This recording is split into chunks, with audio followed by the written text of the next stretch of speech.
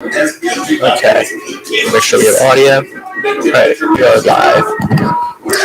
From Bulldog Park on the campus of Butler University, we welcome you to this presentation of Big East baseball between the Butler Bulldogs and the Eastern Illinois Panthers. The game will begin in just a few minutes as the Butler probable starter, Shane Kilfoyle, takes the mound, throwing his warm-ups. I'm Matt Sherwin here alongside Michael Terzakis. Michael, we know the Bulldogs are off to a pretty rough start to the season. They're 39 games in. They've only won 9 of their games. What do you think the keys are today? And how do you think the Bulldogs have bounced back recently to get back on track? Well, I think the key for today is Shane Kilfoyle. I think he has to limit the walks today. This is a Eastern Illinois team that has an on-base percentage as a team of 388. So they know how to work counts. They know how to get on base. So he's just got to limit the walks and hopefully keep it here. Set to go for the first pitch, and the leadoff hitter for Eastern Illinois, Lincoln Riley, takes ball inside. Kilfoyle 0-2 this year with an ERA just under 20 in 13 innings as the second pitch is fouled off by Riley. Early on with the heaters for Kilfoyle, back-to-back. Kilfoyle sets the 1-1. And Riley flies it out toward right in foul territory. Milano chasing it, and he will not get there. Count moves to 1-2. Long run right down the right field line. Just sliced away from the foul pole, right near the bullpen. Kilfoyle pitched just 6 innings so far this year, allowing 13 runs, making his third start. Yeah, and he struggled with walks a little bit, 20 walks in 6 innings. But early on, he's peppered the zone. The 1-2. Curveball in there for a called strike 3. Beautiful pitch by Kilfoyle to get the first out. Yeah, just froze him on that 1-2 pitch. Curveball bent right over the zone. Logan Eichhoff. Up now for Eastern Illinois is Logan Eichhoff, the left fielder today, wearing number 5. He's had a good year so far, hitting around 290 on base. Fades away, 1-0. I'll tell you what, Eichhoff gets real close to the plate there. Is almost hugging the left field, the left batter box line. The 1-0. Hit in the air to left. Left fielder Scott Jones under it. Makes the catch for the second out. Just got under that one. Sky-high fly ball to shallow left. The right fielder, number 7, Ryan Ignafo. The right fielder steps in now. Ryan Ignafo hitting third for Eastern Illinois.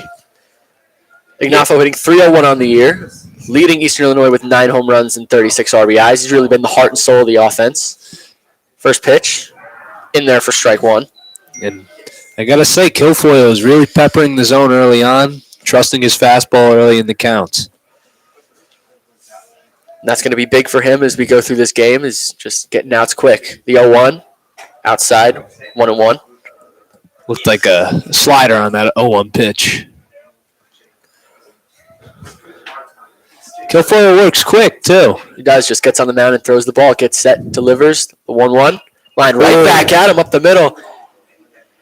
And it was smothered by the second baseman, Jake DeFries. Could not get it out. That was a rocket off the bat of Ignafo. Watch your lips, you know. You got to be careful as a pitcher. Right back to him. That ball was scorched off the bat. Good effort by DeFries, but just a tough play to make. You know, Kilfoyle almost made a play with that. He stuck his glove up, just missed it, just barely. Yeah. Now in steps the cleanup hitter, Poorman, DHing number 17. First pitch, just hit it in the zone, strike 1. And Poorman leading Eastern Illinois in average, he's hitting .309 this year. There's 4 guys in the lineup hitting 300 or better for the Eastern Illinois Panthers. The 0-1, way outside, and it's 1-1. A lot of guys who hit the ball hard and get on base for this Panthers team.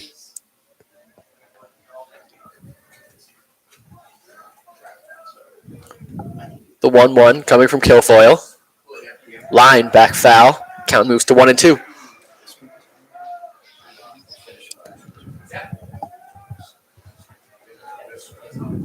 Again, going to his fastball. He's got pretty good command of his fastball early. We'll see if he tries to throw him something off speed here, 1-2, or he stays with the heater. The 1-2 from Kilfoyle to Portman.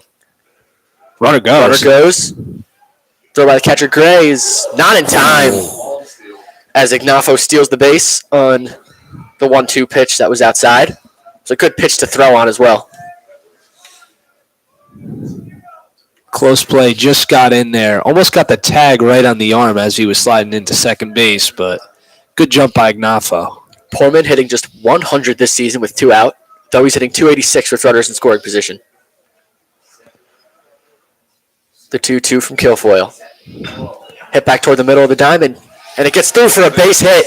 Ignafo around third. He's going to come in to score, and that's an RBI single for Portman to give the Panthers an early 1-0 lead. Yeah, the 2-2 pitch was right over the heart of the plate. Fastball. Early on, he's really throwing a lot of heaters, and he was ready for it. Portman was ready for it. Smoked it right back up the middle. Give the Panthers an early 1-0 advantage. In now is Nicholas Rucker, the 4-hitter, hitting .324 on the year. A 5-hitter, excuse me. Pitch just missed inside. Rucker playing first base today, wearing number 24. I mean, you look through this Panthers lineup, and they got 5 guys with on-base percentages over 400. A lot of guys slugging over 450. This team just knows how to hit. As the 1-0 misses up and away, it counts now 2-0 to the dangerous Rucker. Got 4 home runs this year. It's 17 RBIs, slugging .500.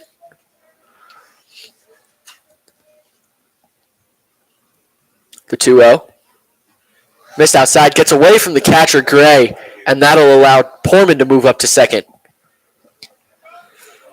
Yeah, just a heater right off his glove on the outer part of the plate. And we'll have to see if that ends up a wild pitch or a pass ball. I would wager pass ball. Yeah, off the catcher's glove, just a straight fastball. Definitely looked like a pass ball. Yep. I don't think they got crossed up. I think just a mistake. What do you think, Matt? Yeah, definitely. Looked like they were looking for a fastball. It just held on to it too long. The 3-0. Missed inside, and it's a 4-pitch walk to Rucker to keep the inning going.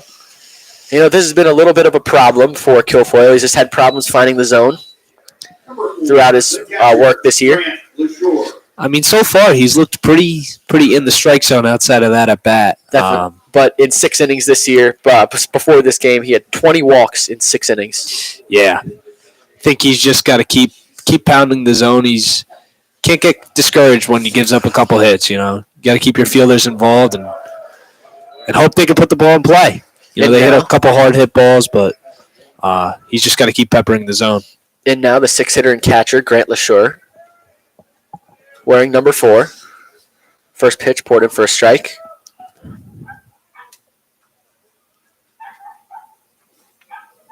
The 0-1 from Kilfoyle. Pitch just missed outside. Moves the count to 1-1. I think he missed a little high. I think it caught the corner. I think it was just a little bit of up above the letters. LaSure hitting .318. Another one of these Eastern Illinois Panthers hitting over 300.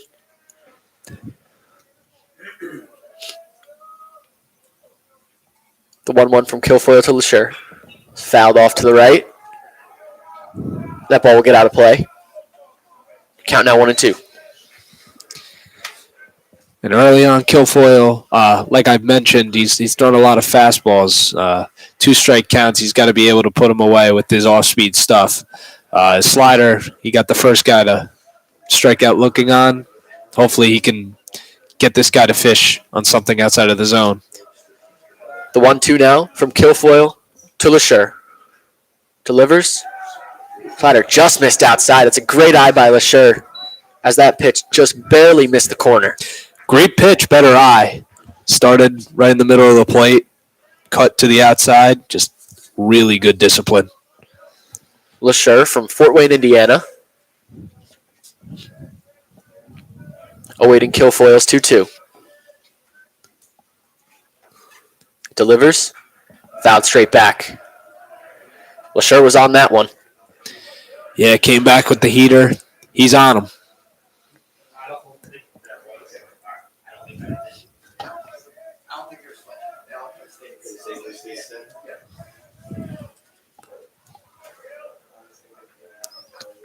LaSure, a transfer from Ivy Tech Community College, facing Kilfoyle. The 2-2 pitch. Fouled off again. We will do it again. Continues to battle here. Just Kilfoyle continues to pepper the zone, but he's making, and like we talked about earlier in the game, outs are not easy to come by against Eastern Illinois. They put the ball in play. Eastern Illinois, of course, has 4 guys in the middle of their lineup hitting over 300. LaSure, one of them. The 2-2. Pitch just missed outside. Barely missed the corner.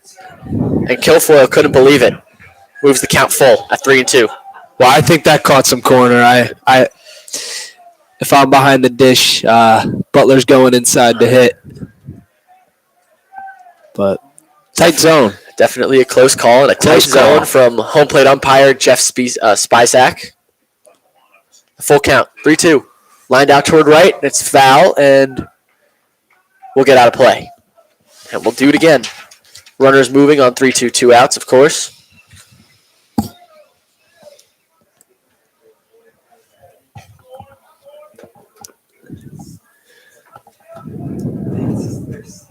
Kilfoyle sets. The 3-2 to LaSure. And it hit him.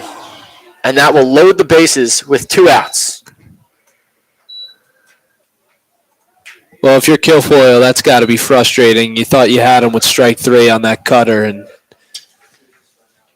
tight zone for a guy who struggles to throw strikes to begin with. Just hope you can limit the damage to just 1 run. Get this guy. Pitching coach will come out to the mound to talk to Kilfoyle, who, for the first couple batters of this game, looked like he was going to have a really effective start for the Bulldogs. Yeah, absolutely, and just couple knocks, a stolen base, a wild pitch, and that last at bat, that was a tough at bat, but Eastern Illinois really works counts, and you're not just going to be able to throw them fastballs right down the middle. You're going to have to locate your pitches on corners, and so far, Kilfoyle hasn't looked as wild as he's used to being, but it's tough at-bats for Eastern Illinois. Oh, he's done a great job filling the zone. He's, that first, the leadoff man, Riley, got him to strike out looking. He was locating his pitches well. But, after the 2-hitter, Ignafo got that hit up the middle. That's a hit that might have, shaken him up a little bit. That pitch was the ball was hit right back at him. Had to duck, had to move quick. Might have shaken him up a little bit. Ended up giving up a stolen base and then a hit to make it 1-0 Eastern Illinois. And now in trouble with the bases loaded and 2 out. Facing Robbie Tall, wearing number 6, playing third base today. First pitch from Kilfoyle to Tall. Misses low. Counts 1-0. I'll tell you what, these Eastern Illinois hitters, they get right on top of the plate.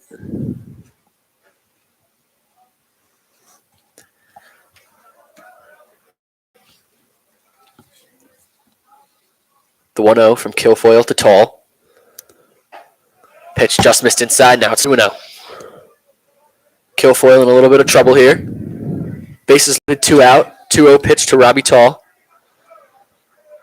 If you're Kilfoyle, just got to take a deep breath, refresh, pepper a strike. 2-0. In there for strike 1. That's exactly what he did. That's what he needed.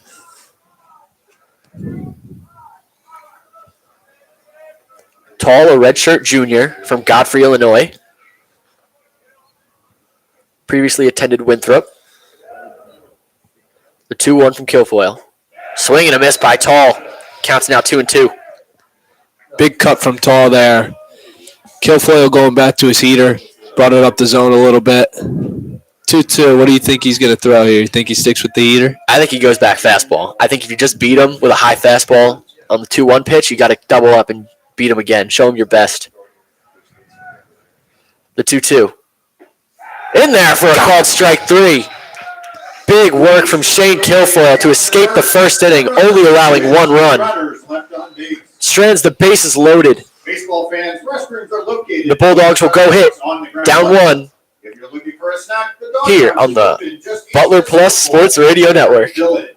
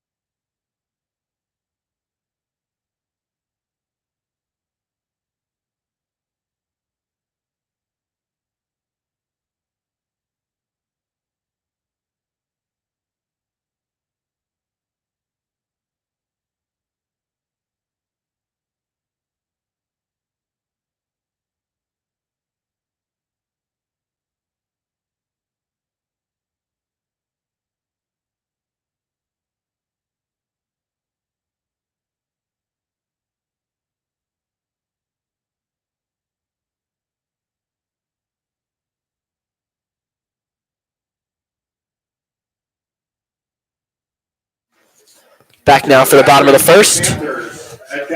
Jackson Nichols on the mound for Eastern Illinois. Bulldogs will send up Carter Durigi, followed by Joey Urban and Xavier Carter. 1, 2, 3 in the lineup. Number 4, Carter Durigi. Big at-bats coming up for the Bulldogs. Already down 1 run in this game.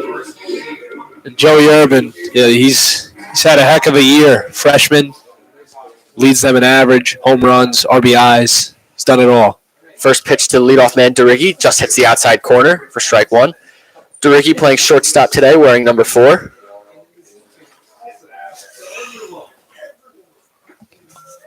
Pitch just missed outside to Durigi, hitting .279 for the year with 1 home run and 23 RBIs, hitting .412 when he leads off an inning. And here he is leading off the game. The 1-1 hit the outside corner. Now it's 1-2. Nichols working awfully quick right now. He's just getting on the mound. He's ready to go. Durigi was out of the box, and Nichols ready to go. Curveball lined into left field for a base hit down the line. Durigi turns first. He's going to head for second. And the throw in from the left fielder is not in time. Carter Durigi with a leadoff double for the Bulldogs to get things going for the afternoon.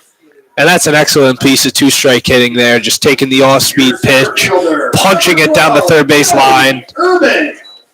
That's why he's been such an effective leadoff hitter all season. Just able to battle, able to put the ball in play, double to lead off the game. The left fielder, Logan Eichhoff, was not able to make a strong enough throw in to get Durigi at second base. And now up comes Joey Urban. Freshman playing center field. Swing and a miss at a first pitch fastball. Urban having a great freshman campaign, hitting .294 with 6 home runs and 27 RBIs. 900 OPS. Top 2 guys in the lineup, man. Freshman and sophomore, good future for Butlers at the top of the order. 0-1 from Nichols, bends in for a strike, and Urban now down 0-2. Just got to punch something to the right side, get the runner over. Nichols sets. Looks back at second, delivers the 0-2. Pitch swung on and missed. It pops out of the catcher's glove. He does not see it. And Urban will be safe, and Durigi will move up to third. Score that a strikeout and a pass ball. Yeah, I thought he foul tipped it, but he just dropped it. Couldn't see it, didn't know where the ball went. Xavier Carter. Urban's able to get on first base. Butler's got some brewing in first. Bulldogs already with runners on the corners and nobody out for Xavier Carter, the first baseman.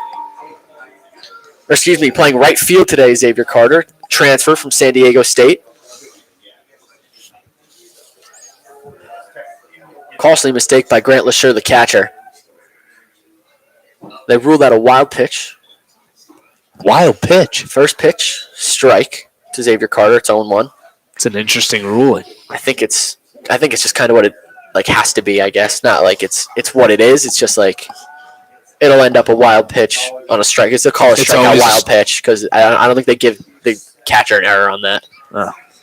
So it ends up strikeout wild pitch. Although that's completely on LeSure, the catcher. The 0-1 to Carter, missed outside.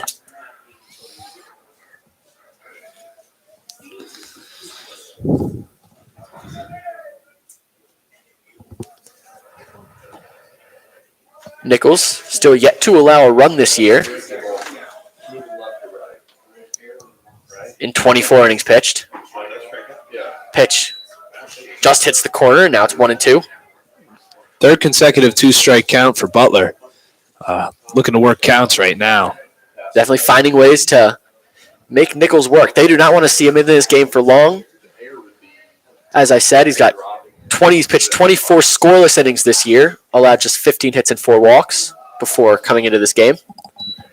Pitched the 1-2, missed up and away. Count now at 2-2.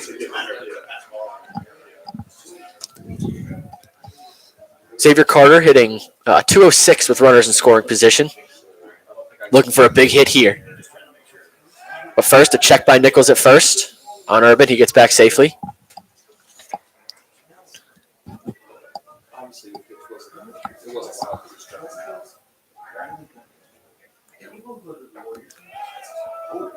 The 2-2 just missed.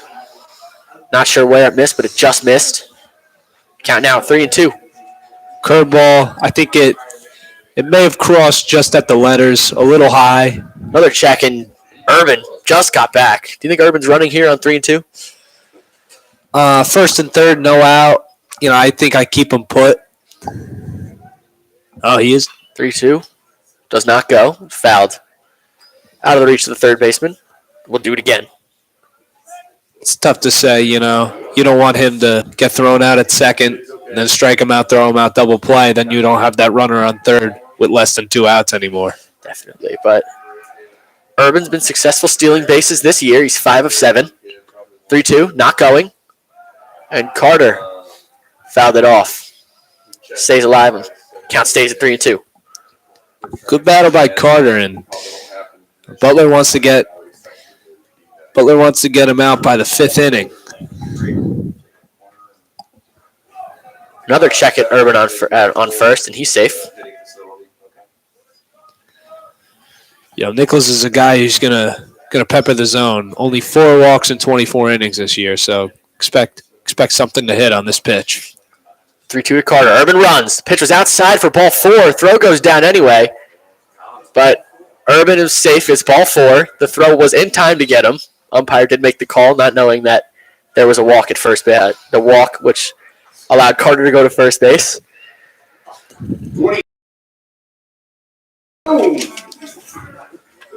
That bat by Carter.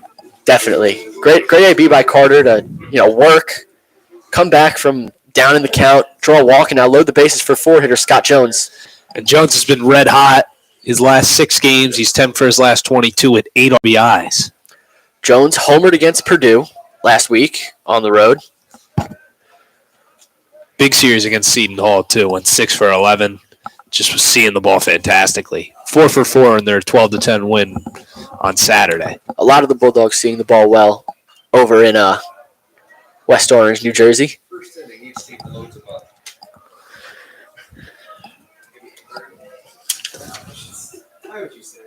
Excuse me, South Orange, New Jersey is where Seton Hall is. Should have known that, being from Jersey.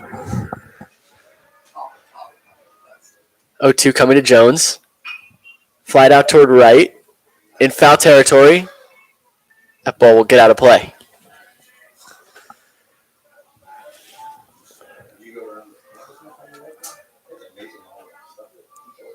I know Butler wants to work a lot of counts, but it seems that they're getting down in the count almost every at bat. If I'm hitters lower in the order, I should be looking first pitch, something to put into play, something to drive, because Nichols throws a lot of strikes. 0-2. Curveball bends outside. Good eye by Jones. Tough take Move there. the count to 1-2. Jones still looking. It's his first at bat this year with the bases loaded. Hitting .314 with runners on. The 1-2 to Jones. Curveball in there. Called strike 3. Beautiful pitch. Went right back to it. Your third baseman. Got it right on the corner. Kind of froze Jones. Now up comes Colin All, playing third base, wearing number 23, hitting just 234 for the year, 5 home runs and 20 RBIs. Bulldogs looking for a big hit here to get the game knotted here in the first. Look for a fastball early in the count. First pitch, I believe it's a slider or cutter, some kind of off speed, went away. 1-0. Kind of made me eat my words there. Hey, I mean, it's 1-0. Still should be looking fastball here. Nichols going to want to get a ball over the plate. The 1-0. Fouled right back by All. He was on that fastball. He was, and that's what he was hunting, and just missed it. Good approach by All. Nichols trying to escape trouble here in the first. Count 1-1 to All. Curveball hit on the ground to shortstop. Akbar, great sliding stop. Throwing to second for 1 on to first. Double play. Oh, that's a What a beautiful double play started by Jaleel Akbar, the shortstop. A 6-4-3 twin bill to end the threat for the Bulldogs in the first.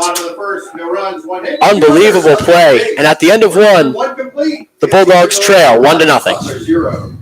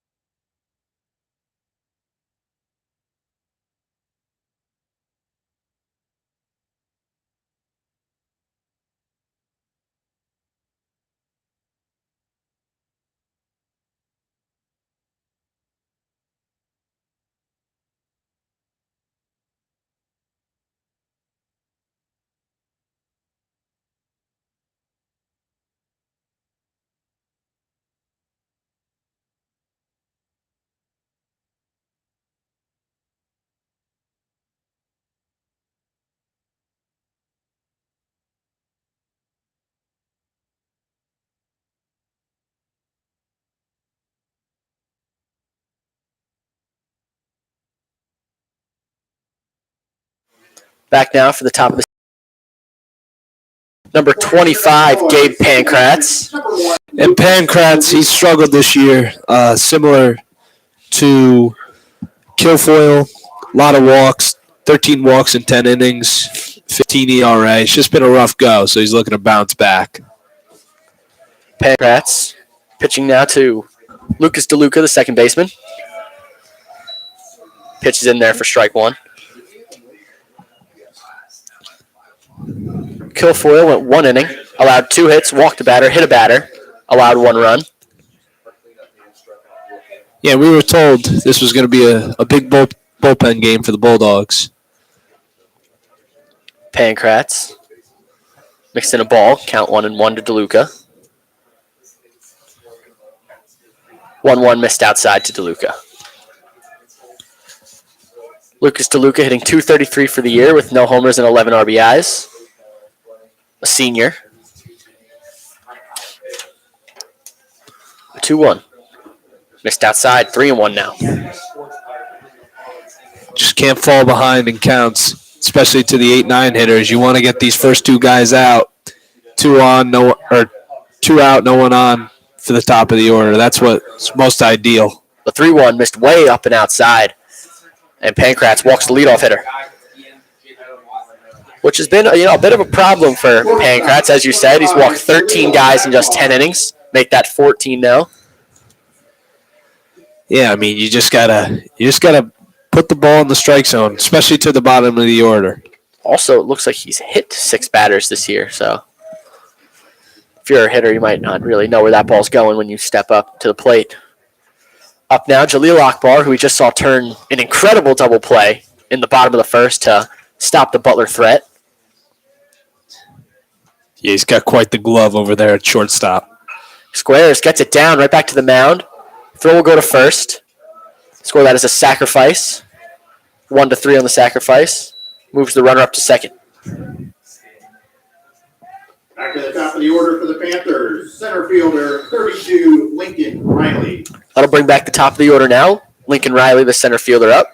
Struck out looking in his first at-bat against Kilfoyle.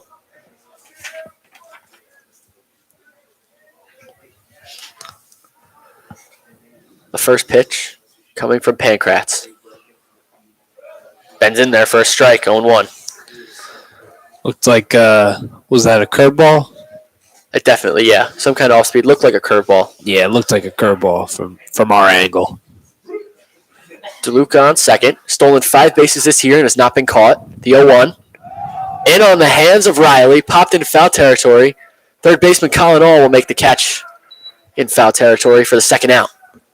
You know, Pancrats, first batter, walked him on 5 pitches, but he's starting to pepper the zone now, starting to trust his fastball. He's had pretty good command of his fastball these past couple batters. You know, pounding the zone is going to be big for Pancrats. He can't let walks kill him. He can't let balls get away from him. You know, and a lot of these Butler pitchers, they have pretty good stuff. They just got to get command of their pitches. As he throws the first pitch low and away to Logan Eichhoff. Playing left field, wearing number 5. Flew out to left fielder Scott Jones in his first at-bat. He just missed it his first at-bat. Really got under the ball. The 1-0 from Pancrats. Pitch just missed inside. Count moves 2-0. Good hitters count here for Eichhoff. It's definitely going to be sitting fastball on this 2-0 count. It's the only pitch he's really had really good command of. Eichhoff, a dangerous hitter, hitting .289. 4 extra base hits. Pitch just missed the inside corner. Now it's 3-0. I thought that caught the inside corner. Maybe might have been a little high, but I thought it caught some corner. I think Eichhoff stands just a little close to the plate, so that just kind of tricked the umpire a little bit. The 3-0. And that's a strike, apparently, on the inside corner. I mean, that was the exact same spot. That pitch might have been even a little more inside than the 2-0 pitch.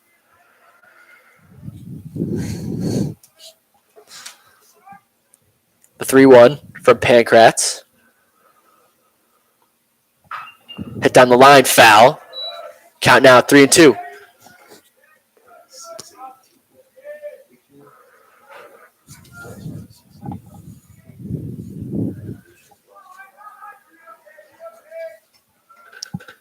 Think he goes back with the fastball in 3-2? I think he does. I think he's got to try to pour in a strike here with Ignacio on deck. Already tagged him for a hit in the first. The 3-2. Hit on the ground to third. It's foul. Fastball, so challenging hitters. Eichhoff. Come hit it. Eichhoff was out in front on those first 2. I wonder if he goes off speed here. Yeah, he might. Just got to get it over. And the 3-2. Missed up and in with a fastball to walk Eichhoff and bring up Ignafo. With 2 runners on and 2 outs. Just not what you wanted to do there. You really want to get him out, avoid the big bopper. Ignafo hitting .250 with runners in scoring position this year and .286 with 2 outs. Playing right field today.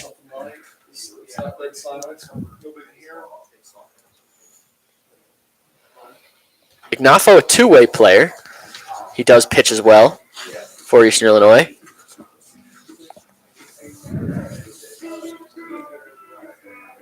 As a pitcher this year, he's thrown 23 1/3 innings pitched with a 6.94 ERA, all out of the bullpen.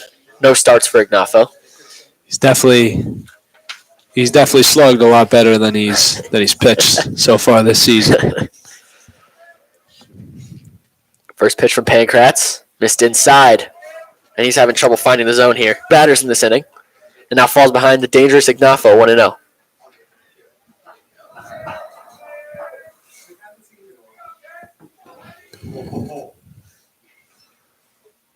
The 1-0. Just missed up. Count moves to 2-0 now.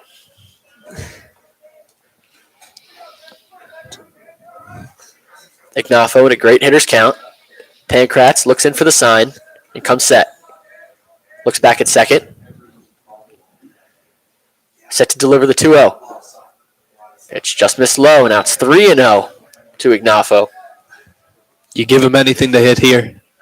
I think you have to. I don't think you can afford to walk him with someone who's hitting 309 on deck. You know, that's the tough part of moving through this Eastern Illinois lineup. Yeah. I mean, pretty much anyone you face 3 through 6 is a threat.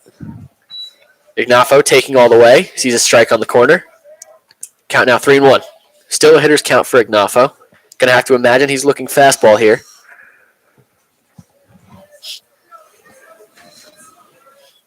The 3-1. Miss low, ball 4. And now the bases are loaded once again.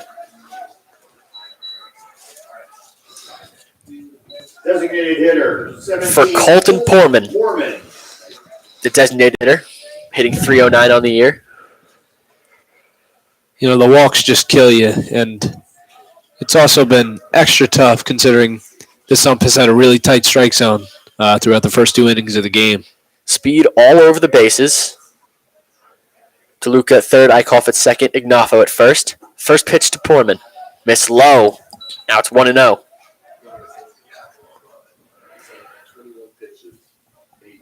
Porman hitting 286 with the bases loaded. 306 with runners in scoring position.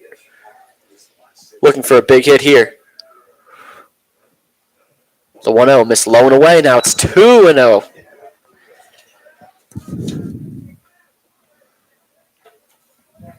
And Pankratz with 3 walks already in the inning.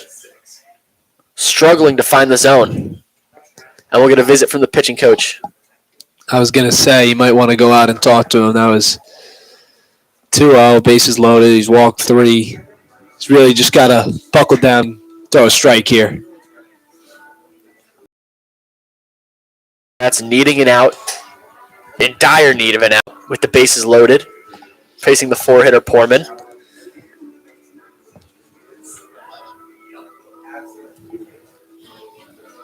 If you're on the other side, if you're Jackson Nichols, you're hoping for a big hit here. You're a starting pitcher. You've been in the dugout for probably about 15 minutes already. As this inning unfolds, you're trying to stay warm, but at the same time, and you want to get back out on the mound, but at the same time, you're thinking, you know, if we can get a couple more runs on the board, give me a little run support, that'd be awesome. That'd be great for him to be thinking about. Yeah, he's cheering on. He's cheering on his team getting a hit here. Driving in 2, maybe 3 if it's in the gap, or even more. Grand slam. Yeah, and if you're Porman, you know, 2-0, he's struggling to find the zone. You imagine he's going to come at you with a fastball over the heart of the plate. Can't afford to go behind 3-0. He's not. Porman's going to be aggressive here. He's going to be looking to hit this ball. The 2-0. Missed low with a fastball, and now it's 3-0. To Colton Porman. And And Pancrats having a tough time getting out of this second inning. The 3-0 from Pancrats. This low ball 4, and he's walked in a run. A 4-pitch walk to Colton Portman forces in a run to extend the Eastern Illinois lead to 2-0. 24, first baseman Nicholas Lucas DeLuca comes in to score. The other runners move up. And a nightmare scenario for Pancrats. Yeah. Now facing Nicholas Rucker. He walked in his first at-bat, and he takes inside 1-0. And he has now thrown 6 straight balls, has Pancrats. I mean, you got to get someone up and warm in that bullpen. A 1-0. Not sure where it missed, but it did. And that's 2-0. I think just a little high. Maybe just a little bit up. But I feel when you're struggling to throw strikes and you're getting squeezed by the ump, it's got to be it's not going to, extremely frustrating. Definitely frustrating on the mound from Pancrats. The 2-0 hits the corner. Finally a strike to get the count to 2-1.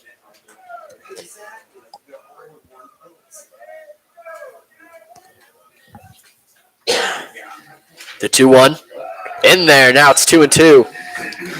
Well, big pitch right here. As bad as it's been, you get out of this. You're only down 2-0. Limit the damage. That's the key. The 2-2. Pancrats hit out toward right center field, and that ball's in the gap, and it is down. A couple hops off the wall onto the warning track. 2 runs will score. Here comes Ignafo around third. He's going to score standing up, and on at second with a bases-clearing double is Nicholas Rucker. To right center field. 3 runs score, and Eastern Illinois has put up a 4 spot here in the second to take a 5-0 lead. You can only play with fire for so long until you get burned, and walking the bases loaded, walking in a run, just gave him a pitch to hit. He was ready to hit. And that's where walks will kill you. Walked the bases loaded, walked in a run, and then left a 2-2 pitch over the plate. Now Grant LaSure looking to keep the rally going for Eastern Illinois as Pancrats pours in his first pitch strike. A rare first pitch strike for Pancrats.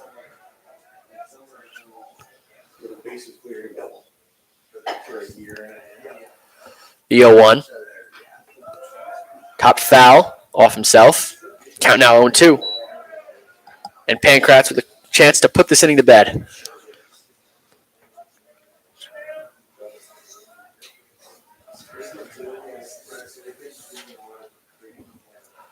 The 0-2 from Pancrats. Missed way outside. Count now 1-2. Seemed like on that 0-2 pitch, he might have been overthrowing a little bit. Just kind of came across his body a little too much. Just want to make sure you're stepping right towards home plate. Mechanics were just a little off on that 0-2 pitch. Pancrats steps off, resets. The 1-2. From Pancrats to LaSure. Hit on the ground to third. All backs off. Makes the throw across the diamond. And it gets by Milano, who could not scoop it. And the runner is going to try to score and go back to third wisely. Well, he would have been a dead duck if he kept going. Absolutely a dead duck if he would have kept trying to score. But the E5 from Colin All will keep the inning alive. Allowed the wild throw allowed LaSure only be safe at first, but move up to second as well. Tough play by Colin All. He was a deep third, had to make a tough throw, but definitely an error. I mean, they've just been beating themselves early on. An error, a lot of walks, and one big hit, and you're down 5 runs. First pitch to third baseman Robbie Tall missed high. And once again, it's 1-0 to an Eastern Illinois hitter. The 1-0 pitch hits the corner. Now it's 1-1. Eastern Illinois has batted around here. All 9 hitters have come to the plate in the second inning. The 1-1. Just missed up. Count now 2-1. the high strike has really not been called at all so far in these first couple innings. Low ball umpire. 2-1 from Pancrats. Down the line, foul. Count out 2-2. Another chance for Pancrats to get out of this inning without any further damage than has already been done. You know, it's been a really frustrating inning for Pancrats, but, you know, Butler could score runs, so you really got to keep it here right now. The 2-2. Behind him. And the count goes to 3-2. Tall had to duck on that pitch. That was thrown just behind his head. 3-2 now from Pancrats to Tall. Delivers. Pitch just missed outside. Ball 4. And Pancrats wanted the call. Did not get it. Inning continues. Bases stay loaded. Baseman, number 1, Lucas DeLuca. Second time that's happened. Happened last inning with Kilfoy. Thought he had strike 3. Thought the inning was over. Happened once again in this inning. Almost the exact same spot, too. Outside corner.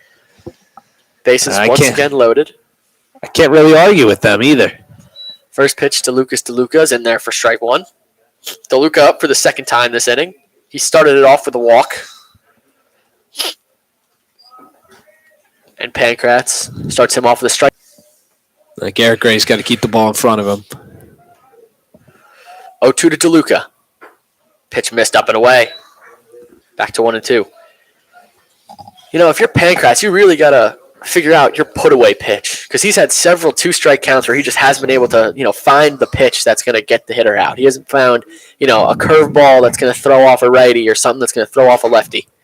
The 1-2 popped straight up. And Pancrats will make the catch himself in foul territory. Eastern Illinois scores 4 in the top of the second. Bulldogs have work to do. 5-0 Eastern Illinois headed to the bottom of the second.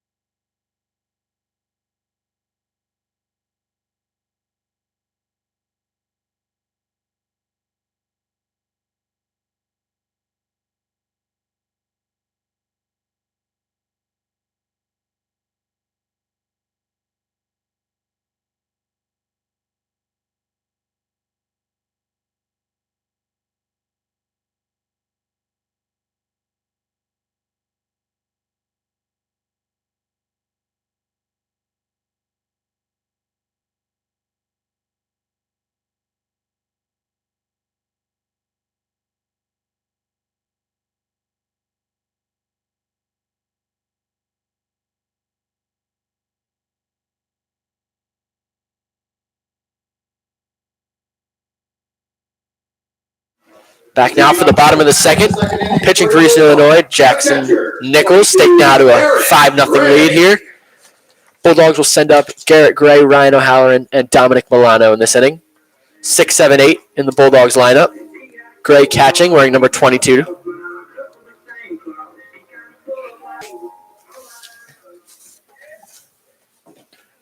The first pitch coming from Nichols.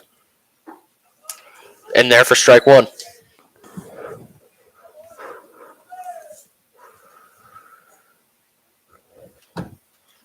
The 0-1. Hit into left field. That's a base hit for Gray. Good hitting to go the other way.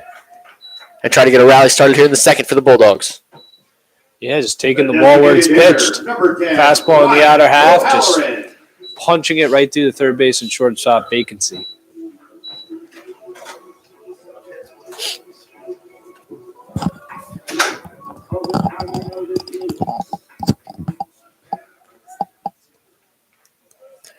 Quick check from Nichols. Gray safe at first. O'Halloran steps to the plate, wearing number 10. DHing today. Hitting .224 for the year. First pitch from Nichols. Swung on and missed by O'Halloran. Counts 0-1. Good cup.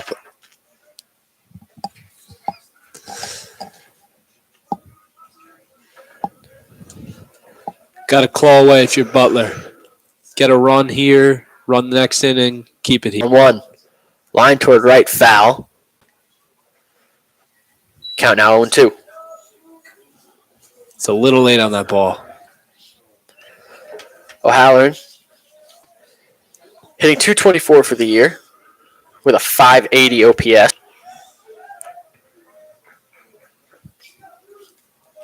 Doesn't walk a lot, just a .270 on base. The 0-2. Fouled off to the right and out of play. Nichols really peppers his zone. Absolutely. And he knows how to he knows how to pitch too. He's mixing in and out, up and down, off speed, fastballs. He's mixing and matching his delivery too. Sometimes he'll come to the plate quickly. Sometimes he'll have a long pause. Just knows how to pitch. 0-2 from Nichols to O'Halloran. Just missed up. O'Halloran held the swing. 1-2. Good take. That's a tough pitch to lay off. High and in. Looks juicy off the. Nichols. Quick 1-2. Back up the middle. Right to the bag, and it's dropped and then thrown on to first. Double play. What a recovery at second by Lucas DeLuca. The ball took a weird hop and sort of came up on him, but he recovered, got the out at second, and threw on to first for the 4-4-3 double play. And that's such a difficult play, Matt. Obviously, you know, as a second baseman, you bobble the ball. Your instinct is to kind of panic, just try and get one. He realized that ball was hit right near the bag. He realized who was running. Despite the bobble, he was able to stay composed and get two. And the first pitch to Dominic Milano is fouled back. That's absolutely a tough play. You're absolutely right. Especially going to the bag, you're gonna end up with 1 foot on second base. Sort of lose your balance maybe a little bit, but big play by DeLuca to stick with it. Yeah, and it's just about having knowledge of the situation. He knew the runners that were on base and the runner that just hit the ball. Just a great IQ. 1-1 now to Milano. Missed up and away. It's 2-1.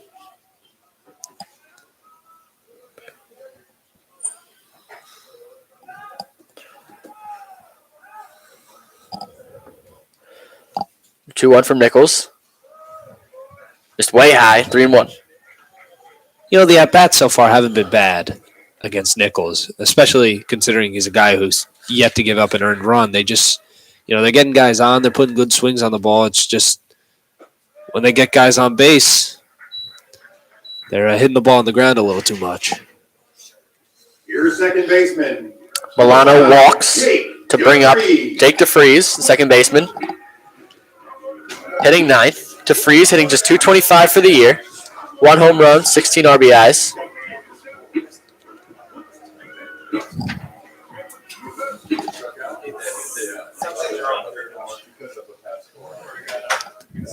DeFries from Crown Point, Indiana. Transferred from Georgia Gwinnett College. First pitch missed away. DeFries, a part of the Georgia Gwinnett College team that won the NAIA National Championship in 2021. The 1-0 from Nichols. DeFries lined out toward short, right to Jaleel Akbar, who's right there to make the catch for the third out. Nothing comes across for the Bulldogs.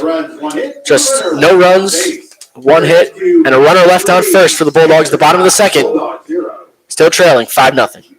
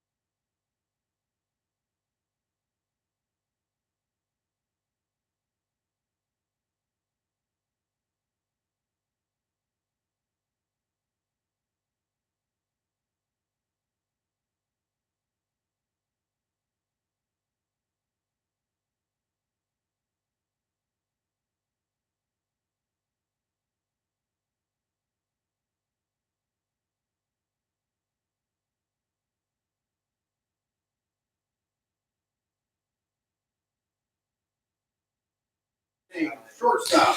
And we're back for the top of the third. We're going to switch play-by-play, so I'll be doing the play-by-play while Matt will be doing color commentary. Leading off is Jaleel Akbar. And Butler has a new pitcher, Cooper Robinson. And he's had a 12.46 ERA in just 13 innings of work. He, like many of the other Butler pitchers that have came in, struggles with walks. Here's the first pitch. It's on the outside corner with a fastball for a called strike. 0-1 to Akbar. Akbar, his first plate appearance with a sac bunt. Second pitch, curveball, a little bit upstairs. 1 ball and 1 strike. I mean, hey, we've seen a lot of good stuff from Akbar in the field, turning a nice double play and making a nice catch on the line out. Now let's see what he can do at the plate. Here's the 1-1 pitch. Another curveball, little outside. 2-1 count.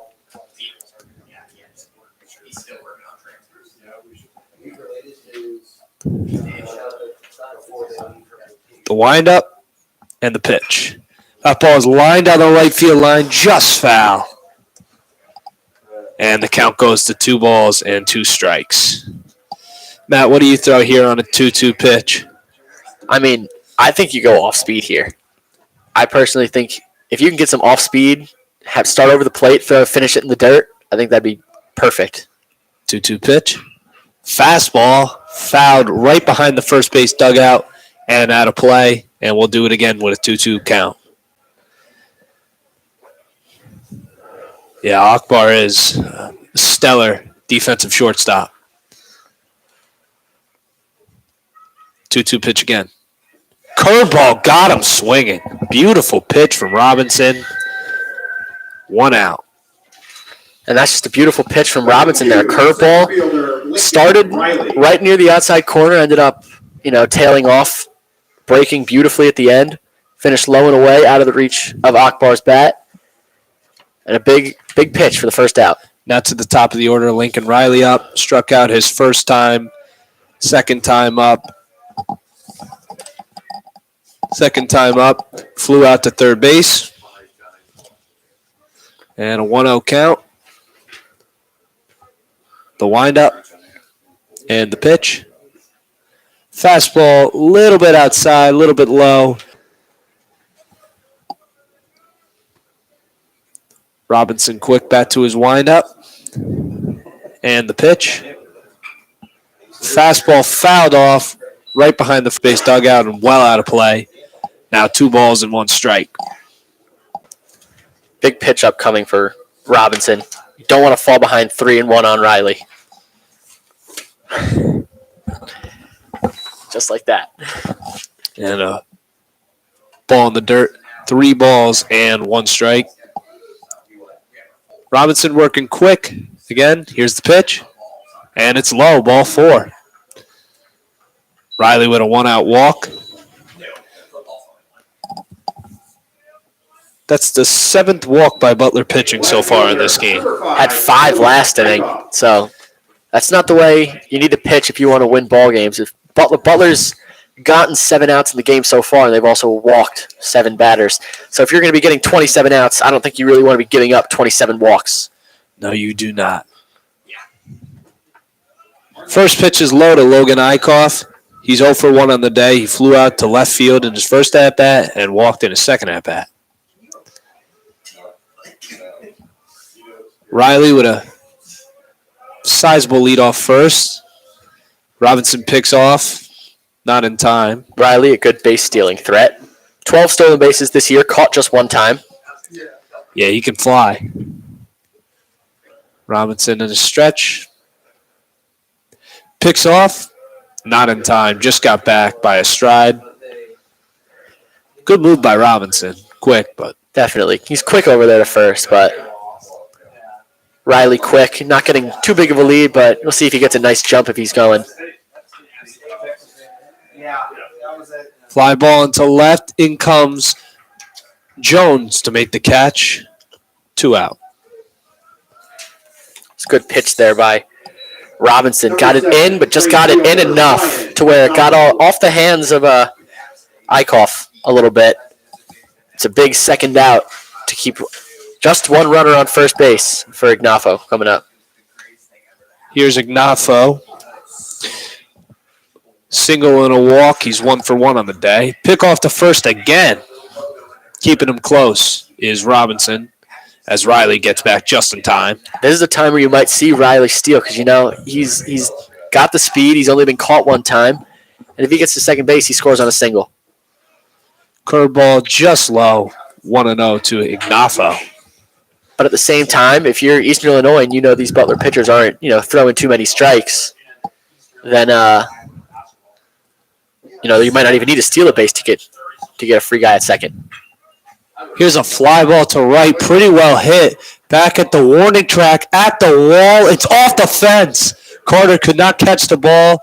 Riley will score with ease. Ignafo on his way to third. He's got an RBI triple, and he extends the Eastern Illinois lead to 6-0 here in the third.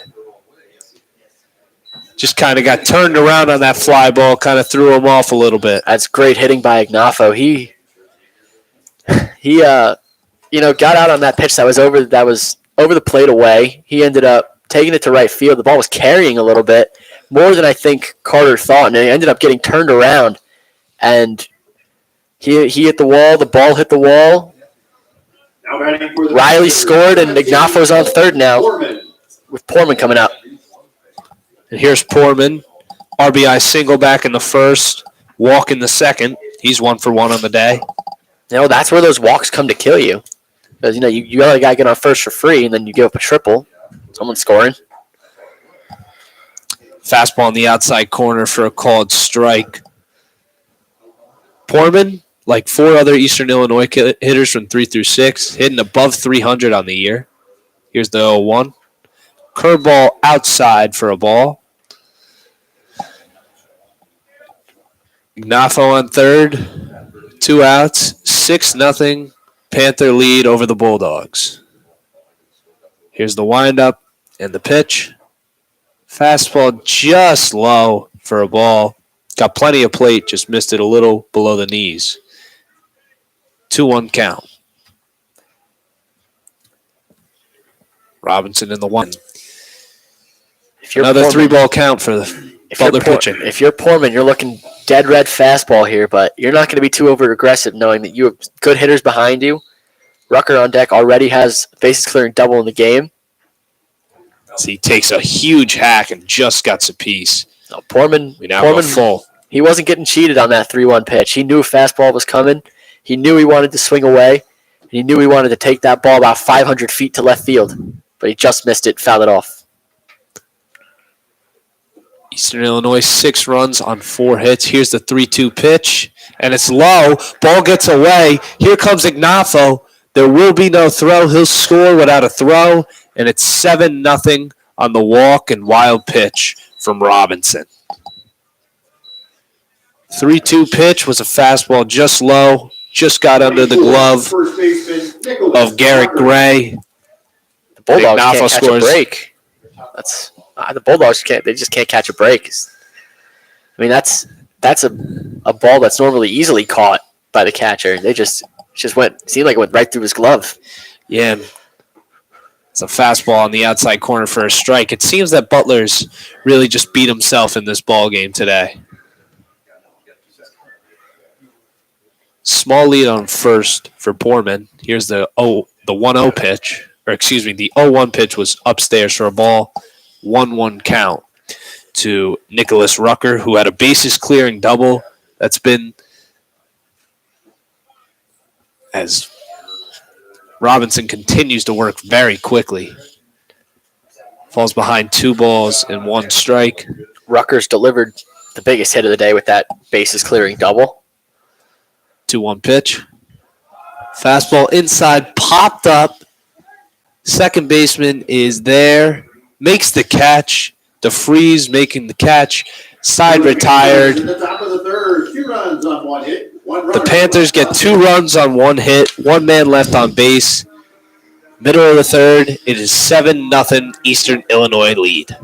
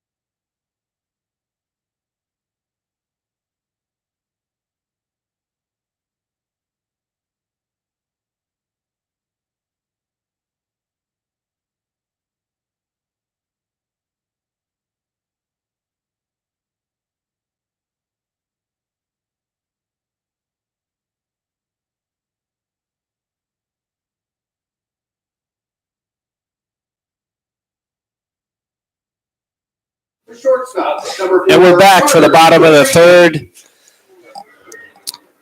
Jackson Nichols still in the game. He's extended his scoreless streak to 26 innings. Butler's got the top of the order coming out with Carter Dorothy to lead off. The windup and the pitch. Fastball ripped down the left field line. That's a fair ball going into the corner. Rohi's taking a turn. He's going to try for 3. He's going to slide in safely. Opposite field triple. He's 2 for 2 with a double and a triple so far in this game. Well, those 2 extra base hits for Durigi are absolutely identical. The first one was no one. He just slashed down the left field line. The left fielder was able to cut it off, but Durigi still got to second base. But on that one, the left fielder was unable to cut it off against that sidewall, and Durigi was able to scramble all the way to third base to get the rally going for the Bulldogs here in the bottom of the third. Durigi hit that ball a little bit harder than he did his first time up. Just punched it down the left field line. 3-bagger. He's had some really nice swings. We have a substitution for Eastern Illinois as there's a ball in the gap in right center field by Joey Urban. That's going to get down and roll all the way to the wall. He's rounding second. He's going to stay at second base with an RBI double to cut the Eastern Illinois lead to 7-1. Back-to-back hits for the Bulldogs. It's a big attack there by Urban. He just that's the first of all, that's the first run that Jackson Nichols has allowed this year in 26 innings. I was about to say the scoreless streak has came to an end. But that's great hitting by Urban. He now extends his team lead on RBIs up to 28. Here's Xavier Carter. He walked his first time up. Here's the payoff pitch. Inside for a ball. Just missed the inside corner. As you were saying, a substitution in center field. DeLello comes in for Lincoln Riley. Going to wonder if maybe that's an injury or they just want to get him some extra rest. Well, you think it's a 7-0 game. That's a guy, I think they just want to rest him up a little bit. 7-0. Pretty comfortable lead. No, Get him some rest. No lead or no anything is ever given. And give DeLello an opportunity. 2-0 count. Steps off and throws over, but no play. That was a weird throw over. I don't know if Akbar was covering the bag, really. I don't know if he was expecting a throw over. It's kind of weird. He did an inside move, so he didn't have to throw over, but he decided to. 2-0 pitch. Right off the outside corner. Misses by just a hair. 3-0 count to Xavier Carter, who walked his first time up. I also think that Nichols maybe didn't want to waste his one step off because you get one step off per at-bat without a throw over. You can throw over as many times. That's a great point. And just above the letters, and a 4-pitch walk to Xavier Carter. Left fielder, Nichols, a triple, a double, and now a walk to the top 3 guys in the order. And that'll bring up the red-hot Scott Jones with 2 men on. That also brings the pitching coach out to the mound. Nobody up currently in the Eastern Illinois bullpen. They're going to ride with Jackson Nichols. I mean, why wouldn't you? He's only allowed 1 run in 26 innings this year. It's his first under in 26 innings. Work that pitch count a little more. I think after the 4-pitch walk, I think you definitely have to, hold a little bit. You don't want to be too aggressive on the first pitch, but after the 4-pitch walk. But if he sees a pitch that he knows is right in his zone that he likes, then he's going to swing away. Jones struck out looking in his first at-bat with the bases loaded and no one out. Butler would not wind up scoring as Jones takes a fastball low in the dirt for ball 1. That's 5 straight balls for Nichols. The guy who usually peppers the zones with strikes is struggling a little bit to find the zone right now. 1-0 pitch, little low, but it's called right at the knees for a called strike, 1-1. Very debatable call there. I'm not sure I'm liking Jeff Spicak's strike zone. It's been really all over the place. It really has been. He really likes the low strike more than the high strike. 1-1 pitch is in the dirt. 2 balls and 1 strike. And that pitch was close to the same location as the last one. Yeah, it was pretty close. I think it was a little lower. First and second here for Butler. No one out. They've already driven home 1 run in the inning on a Joey Urban RBI double. payoff pitch from Nichols, and it drills Scott Jones. Looks like it got him right near the wrist, maybe in the arm. He's shaken up. He seems to be okay. Just trying to shake it off a little bit. Now, are they saying that it might have hit the bat? Does the umpire think that hit the bat? The umpires are going to come together and talk about it. They look pretty unsure. I mean, I don't know. From here, it looks pretty clear that hit Scott Jones right in the hand. I think it hit the elbow guard, and I think that the home plate umpire might have thought that it hit the bat, but I think it was just the elbow guard. What are they calling that? Are they saying it hit the bat? They're calling it a foul ball. They're calling it a foul ball. Yep. Foul ball from Scott Jones. Not sure about that call. Really sounded like it hit the elbow guard, but nevertheless, a 2-2 count to Jones. Jones isn't arguing as emphatically as you would think. Guess he wants to come up and get a nice knock here. 2-2. Grounded on the ground to second. Could be 2. To Akbar for 1. On to first. Double play. Costly double play there. 4-6-3. 2 outs. A big double play for Nichols. And that is now the third double play in as many innings for Eastern Illinois has turned. The first one started by Akbar in the first inning. Second baseman DeLuca had a 4-4-3 double play in the second inning, and then just turned a 4-6-3 on Scott Jones, who for a minute or two thought that he might have been at first base after getting hit by a pitch that was ruled a foul ball. Now here's Colin All. Had a 6-4-3 double play his first time up. Looked to drive in the guy from third with 2 outs. And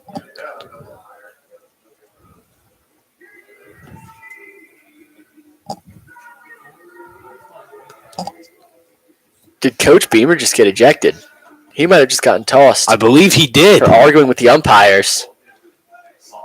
Yep, Coach Beamer is ejected from the game. Seems like he was must have been arguing that last call on Scott Jones. And, I mean, I can't blame him, Matt. That was definitely a close call. I mean, he's trying to protect his player. I mean, you saw it. After the ball hit Jones or his bat, he seemed to have some kind of reaction. But Beamer let the home plate umpire hear it after that double play that Jones hit into. Now he'll have an early night heading back to his office. Well, there's just been a lot of questionable umpiring in this game. A lot of close strikes that haven't gone Butler's way. And then that what seemed to be hit by pitch turned into double play was just costly. You go from the bases loaded, no one out, to men on third with 2 outs, especially when you're down 6 runs. That's All. Smacks one in the air to center. Should have room in center to make the catch. Is DeLello. Side retired. In the bottom of the third, 1 run on 3 hits. 1 man left on base at the end of the 3. It's 7-1 Eastern Illinois.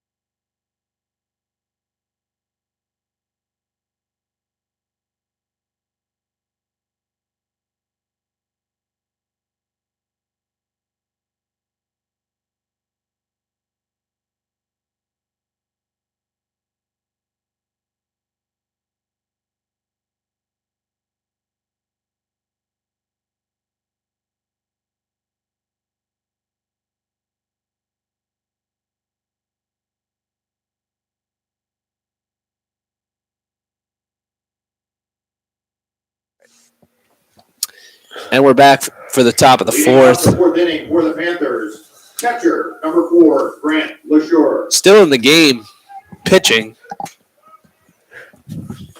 is,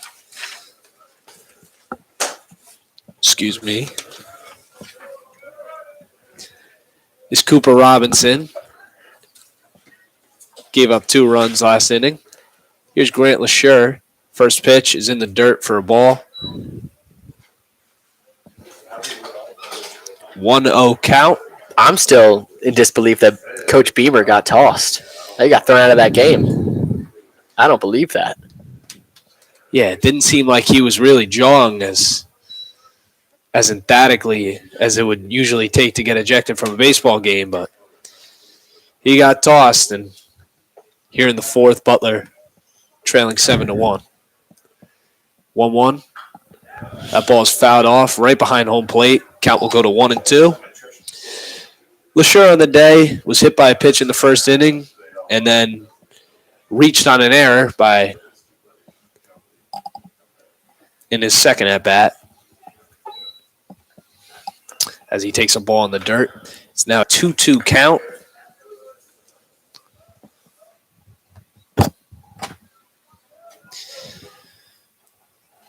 Two balls and 2 strikes. The windup and the pitch. Grounded down to third. Great diving stop. Gets up. Throws on a hop in time to get him. What a beautiful play by Colin All. Dove to his right. Got up. Fired a 1-hop strike to first baseman Milano to get him. That's a beautiful play by All. Beautiful diving stop by All. Going to his backhand. Getting up, making the long throw, and putting a nice hop for Milano to pick it. He got an in-between hop last time, but give him a nice long hop. Well, he was able to reach on an error his last time by All, and now he robs him of a hit this time. That's just the way baseball works. 0-1 pitch is a curveball outside. 1-1. Out of the 3 Butler pitchers, it seems that Robinson's had the best command so far, Matt. Oh, absolutely. He's definitely shown the best command of all of his pitches. There's a beautiful curveball right there to come in, move the count to 1-2. And he's done a great job of just only the 1 walk to Riley. 1-2 pitch. Fouled off. Fastball at the letters. Just got a piece of it. And we'll do it again at 1-2. Robbie Tall struck looking his first time up. Walked his second time up. Now he's behind in the count, 1-2. The windup and the pitch. Curveball just missed. Once again, a very questionable call. I thought that pitch was definitely outside. I know that Gray kind of tried to sell it and then tried to throw it around the diamond like it was a strikeout, but I thought that pitch was outside. Here's the 2-2 pitch. Fly ball down the right field line in foul play. Long run by Dominic Milano, and it'll just be out of his reach. It stays in the ballpark, just too far of a run to get to that ball, and we'll do a 2-2 count once again. Good effort by Milano. Really ran a long way to even get close to that ball. Eastern Illinois, 7 runs on 4 hits, while Butler has 1 run on 4 hits. They trail 7-1 right now. 2-2 pitch. Fastball on the outside corner, got him looking. Beautiful pitch. Got him with a fastball. Knees, black, and 2 outs. Beautiful pitch there from Robinson. Just absolutely painted the corner on Tall. After throwing a couple off-speed pitches, there he goes, just throwing 1 fastball away, and that'll be enough to trick a hitter and freeze him. First pitch is in the dirt from Robinson, 1-0, as his hat came off. Now batting is Lucas DeLuca, who walked in his first plate appearance and then popped up to the pitcher in his second.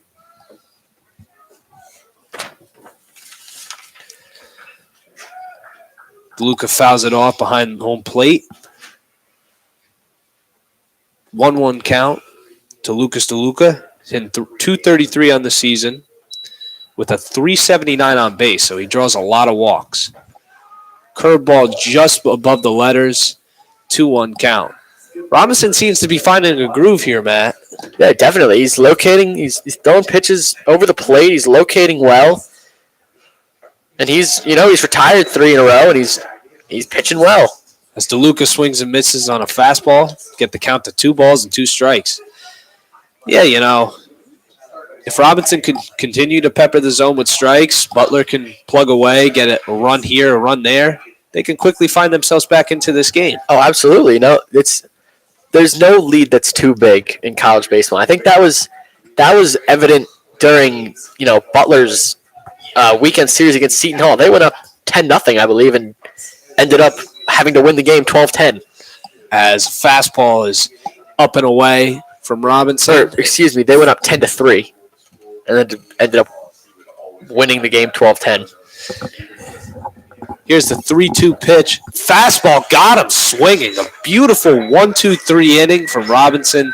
Butler's first 1-2-3 inning of the game. Middle of the fourth. Butler still trails Eastern Illinois 7-1 on the Butler Sports Radio.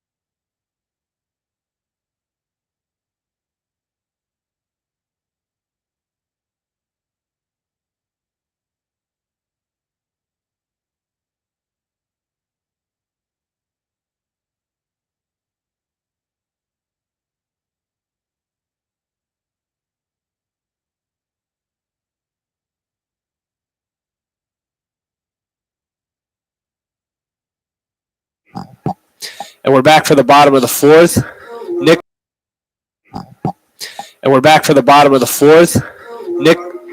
Jackson Nichols is still in for his fourth inning of work, and he's used the double play to get out of a lot of jams.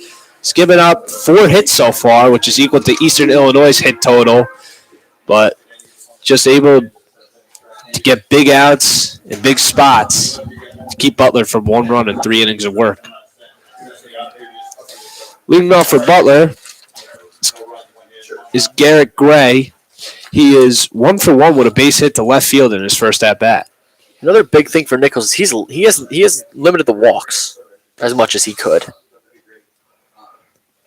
He's walked As a cutter is high to Gray. He's walked 3 guys count in the first 3 innings, but he is limited them compared to Butler's walks. As here's a fly ball to left by Gray, and it is caught. Discipline at the plate. Milano walks an awful lot. 14 walks this season. 1-1 pitch is over the plate for a called strike. With a fastball, count goes to 1-2.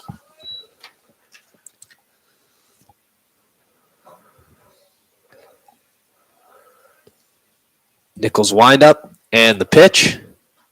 Inside with the fastball. Almost got him. Milano trying to argue that it nipped his jersey, but umpire wasn't biting. Count goes to 2 balls and 2 strikes. Here's the payoff pitch from Nichols. Fastball popped up to the left side. Third baseman over. Does he have room? He does, and he makes the catch in foul territory to retire the side. A 1-2-3 inning from Nichols. After the fourth, the score remains 7-1 Eastern Illinois on the Butler Plus Radio Sports Network.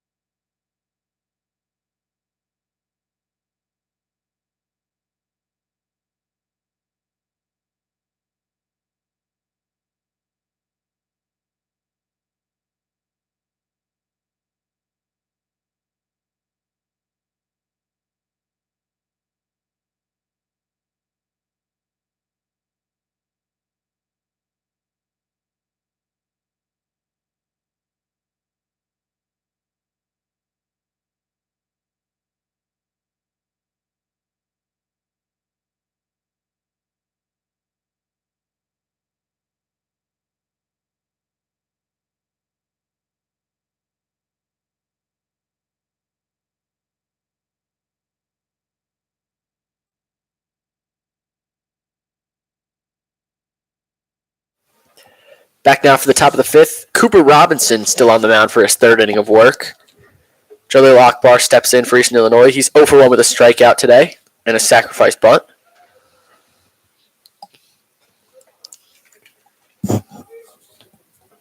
Robinson coming off a 1-2-3 inning in the fourth delivers a strike to Akbar. Don't know why I called him Rush. Thinking Cooper Rush, the quarterback, the backup for the Cowboys. Happens. Ball missed in the dirt. But Cooper Robinson's really been able to find a groove here. 1-2-3 inning, couple strikeouts last inning. Starts off Akbar with a strike.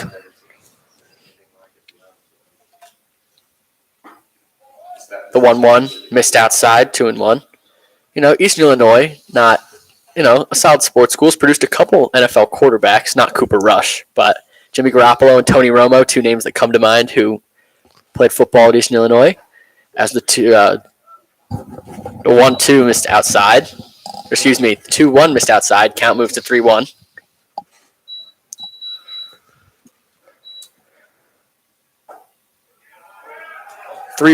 In there for a strike. Akbar thought it was ball 4. I don't know why he thought that was ball 4. That was right there.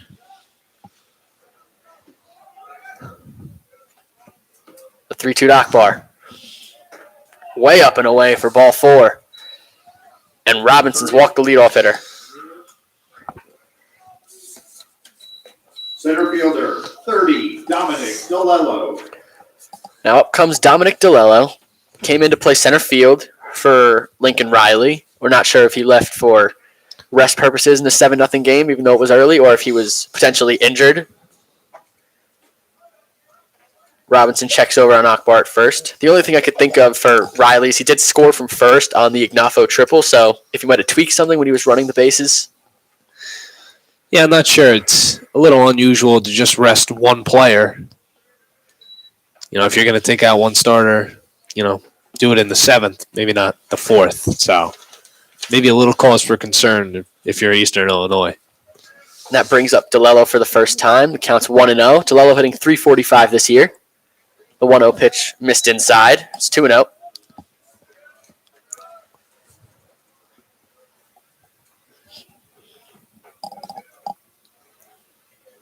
DeLello has 1 home run on the year.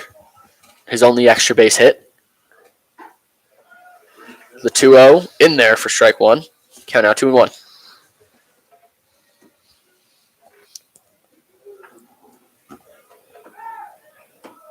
Check on it first by Robinson. He's back safely.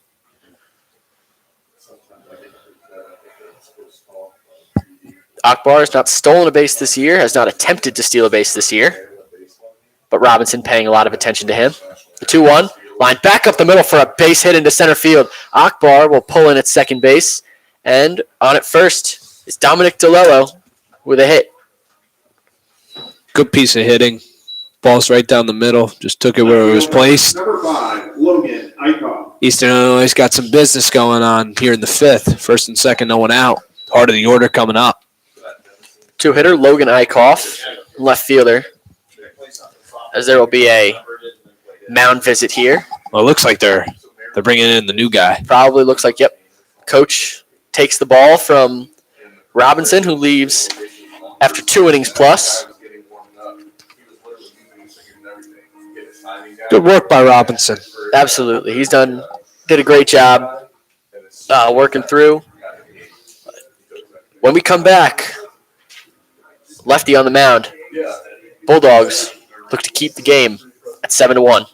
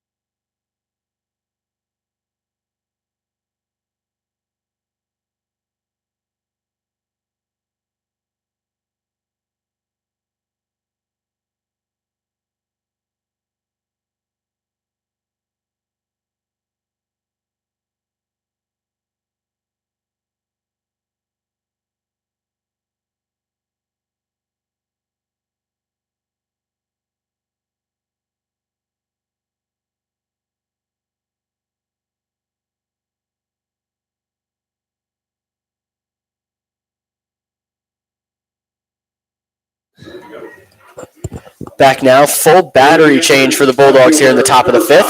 On to pitch for the Bulldogs is Ben Whiteside, the big lefty, number 40.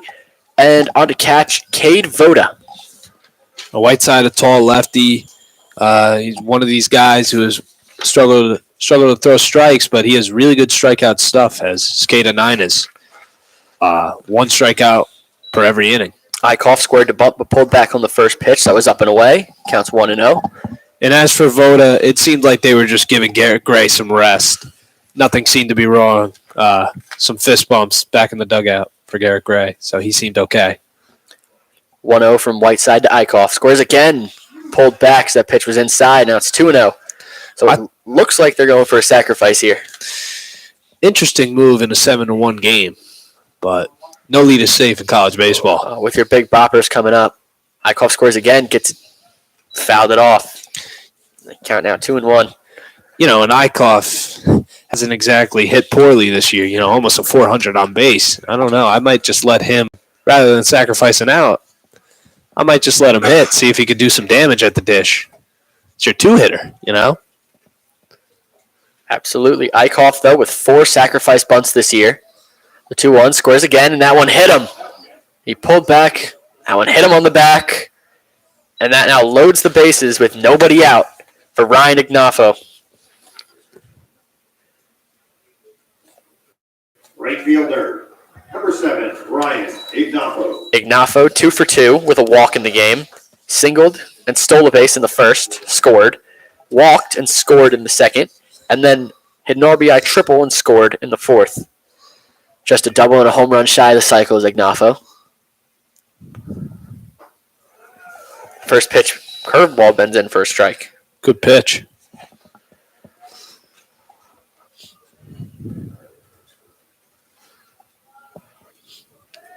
Whiteside sets. The 0-1 to Ignafo.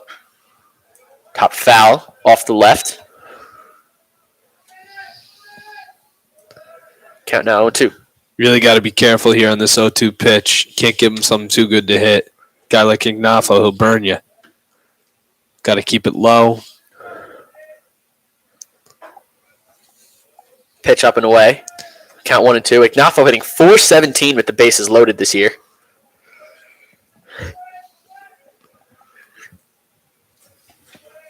That's what makes him such a great hitter. Ducks on the pond. He's the guy you want up. A 1-2. Hit out to right field. Chasing him back. Onto the warning track. He'll make the catch a couple steps in front of the wall. All the runners will tag up and score. And Akbar will score from third. Sacrifice fly for Ryan Ignafo extends the Eastern Illinois lead to 8-1. And that ball really carried. That seemed like a fly ball that was going to be normal length, but that ball got almost all the way to the wall. And, the depth of that fly ball is important. It allowed both DeLello and Eichhoff to move up to second and third. Yeah, huge. Another fly ball. It's another run. Another productive out for Eastern Illinois as Whiteside pours in a strike to the 4-hitter Poorman. Count 0-1.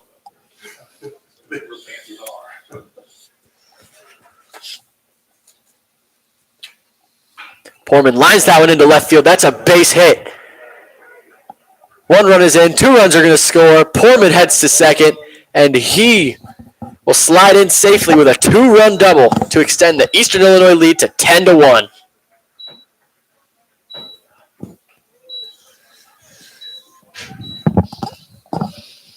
Just a good piece of hitting from Poorman. Got a ball to hit. Fastball. Belt high. Roped it down the line.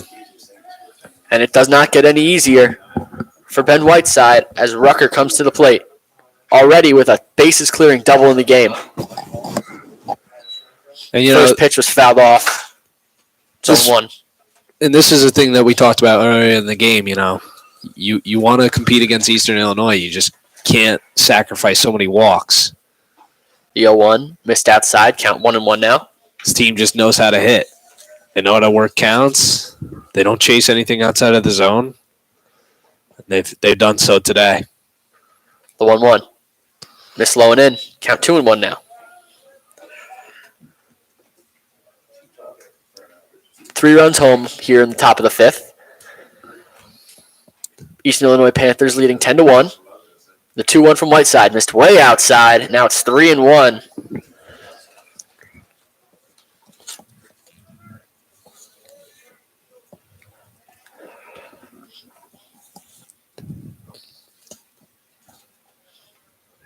The 3-1.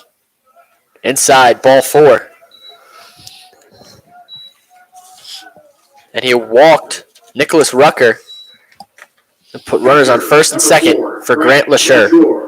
A little housekeeping. The double from Poorman closed the book on Robinson. He finished with 2 innings, allowing 4 runs on 2 hits with 3 walks and 3 strikeouts. And Whiteside responsible for the runners on first and second as he pours in a strike to LaSure. Count now on 1.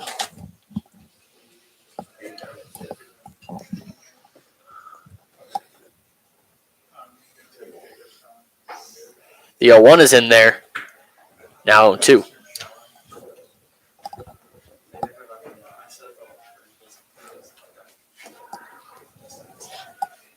Whiteside delivers the 0-2. Missed outside.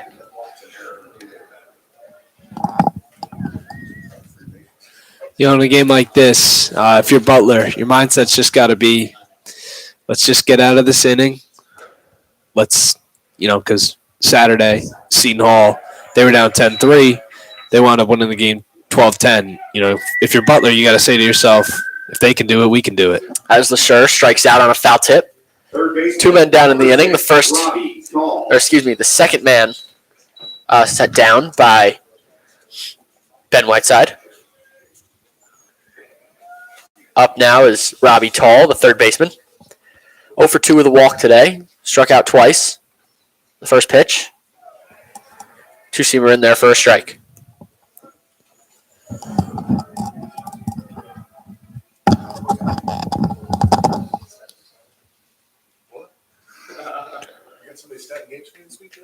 The 0-1 from Whiteside. Lined out to short left center field. And center fielder will get there to make the catch. A nice running grab by Joey Urban to keep the game at 10-1. Halfway through, Panthers lead it 10-1.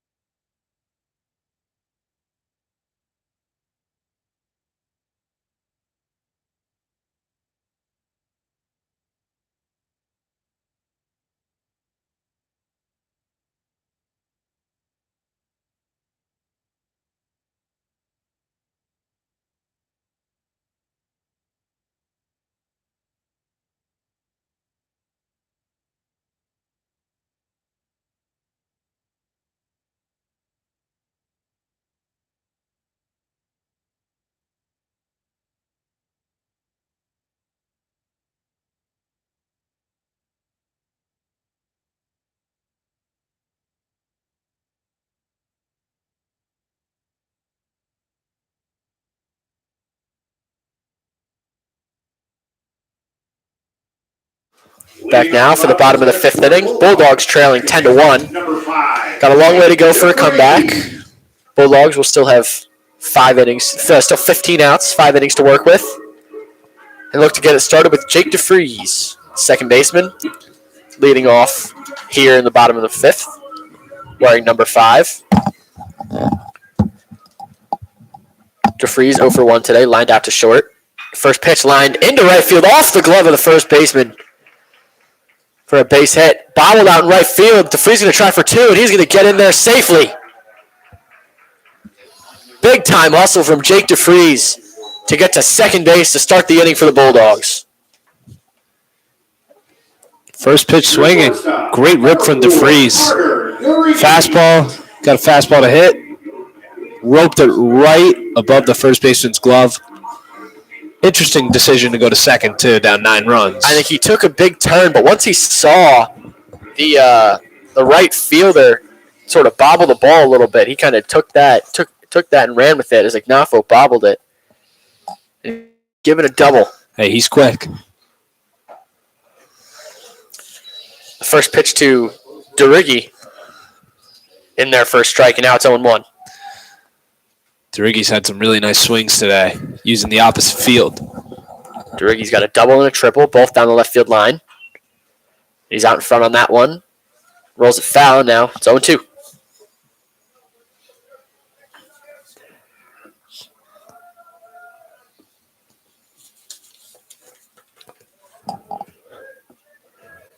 Nichols looks in, comes set. The 0-2 to DeRiggi. Bounced in the dirt. Good eye by DeRiggi. Count moves to 1-2. Good stop by LeSure. Keeping that ball in front. Keeping DeFries at second base.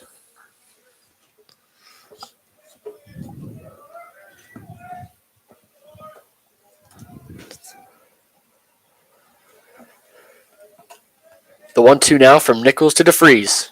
Way outside. Count now 2-2. And, despite having 1 run through 4+ innings of work against Nichols, I feel like Butler has had some pretty good at-bats against Nichols overall. Absolutely. The Bulldogs, they've worked the count. They've laid off some tough pitches. They've done a really good job of working the counts and putting balls in play. As this one's flied out to right, Ignafo will make the catch. DeFries will tag and try to go to third. Throw by Ignafo on the money, but not in time. Throw by Ignafo just a little too high, and DeFries was able to get in under the tag. That was a great throw by Ignafo. Just got it a little too high. That's where DeFries' speed really pays off. You got an average speed on the bases. He's gunned down, and there's 2 men.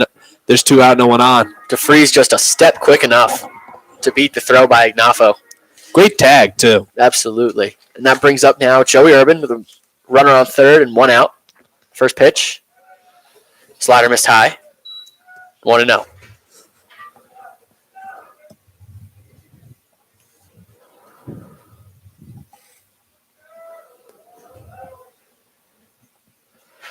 The 1-0 now. Low and away, 2-0. Good leave. He was tempted. Slider just off the plate. Really tempted to swing at it. Good discipline by Urban. Urban drove in the Butler's only run with a double in the third. The 2-0. Fly foul out of play. Count now 2-1.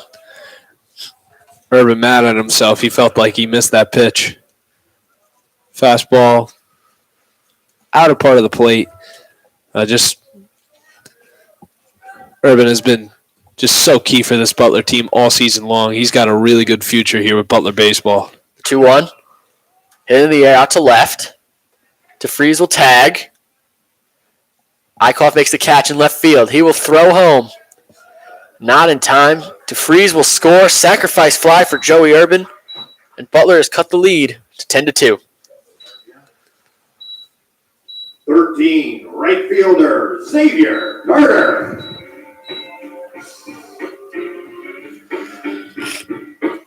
Good example of not trying to do too much, especially down 10-2 or 10-1 at the time. Definitely not trying to do too much, just putting the ball in play, keep the line moving, getting runs scoring. As Xavier Carter lines one back at the screen. Right near us. Right at us. Jumped off my seat a little bit. Count moves to 0-1. But yeah, as you were saying, that's what makes Urban such a good hitter. And, to have that mindset in a 10-1 game, being only a freshman, not trying to do too much, get a run home, get it a little bit closer. I mean, just a veteran mindset from a freshman hitter. That's why he's been able to be so successful all season long. Carter fouled the 0-1 offering off to the left. Count 0-2. The 0-2. Missed high. Nichols working quick. Trying to get his team back to the plate. Carter's got a good eye up there. So he's already walked twice today.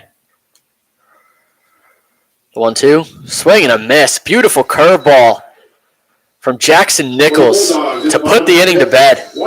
Got Xavier the third out of the inning. And at the end of 5, Eastern Illinois 10, Butler 2.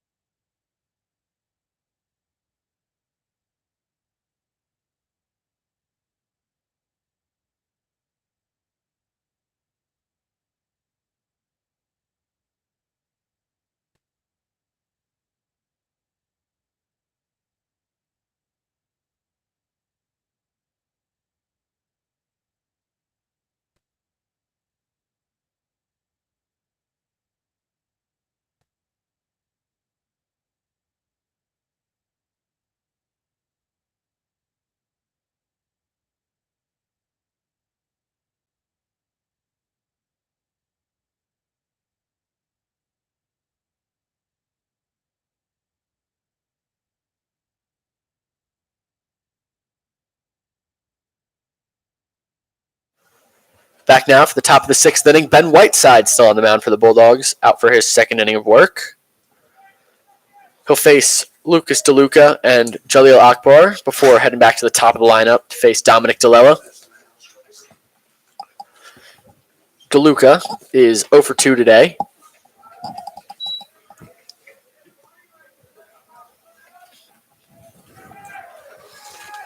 Struck out and fouled out, as well as walked.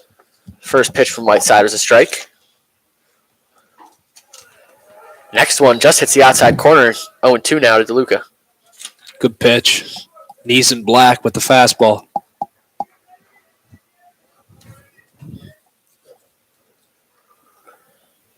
The 0-2 from Whiteside to DeLuca. Pitch missed up. Count now 1-2. Good 2-strike pitch. Got it right above the letters. Just a good take by DeLuca.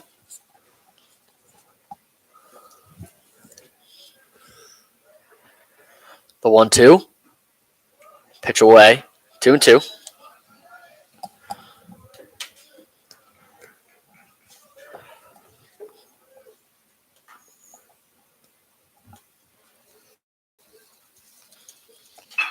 The 2-2 hit on the ground to second base.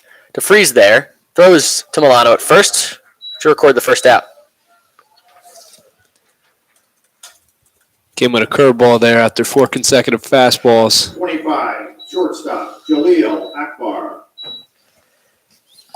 Now up, Jaleel Akbar. He walked and scored in his last at-bat. Gold glove level shortstop play from Akbar. The first pitch, missed inside.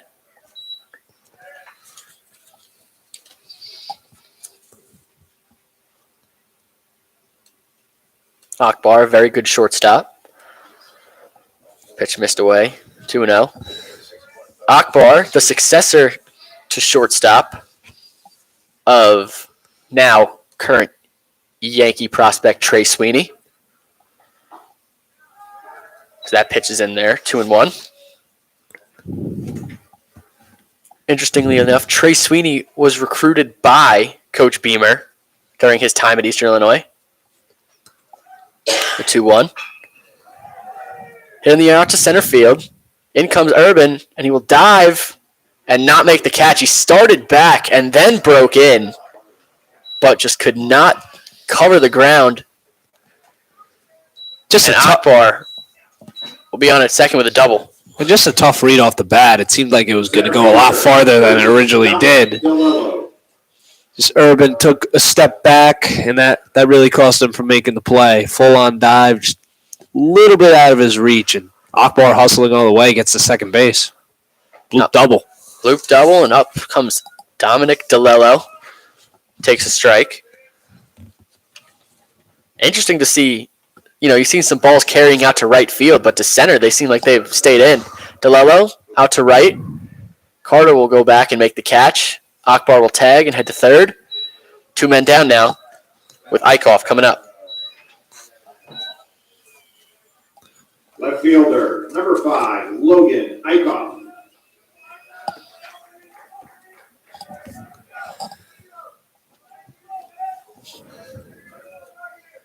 Eichhoff up for the 5th time.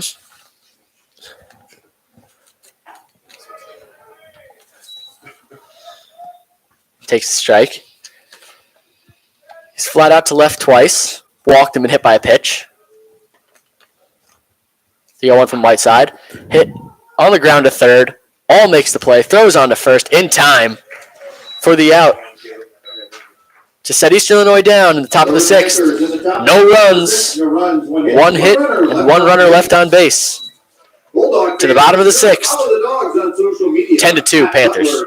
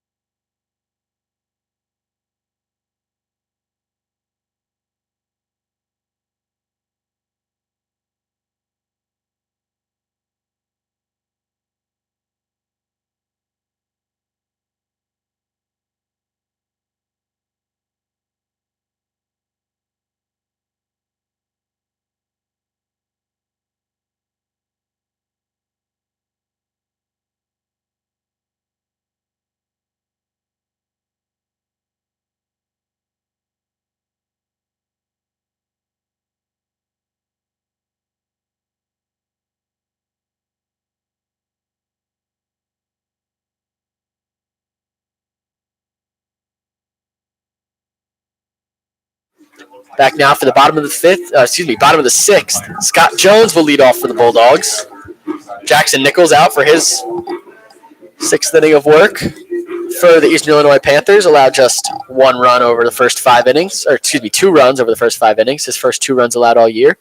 And his first pitch to Scott Jones, a curveball that bends in for a strike. Jones said, kind of a rough day at the plate, double playing, strikeout looking. It's been red hot. 0-1, flat out to right. Ryan Ignafo there to make the catch a few steps in front of the warning track for the first out.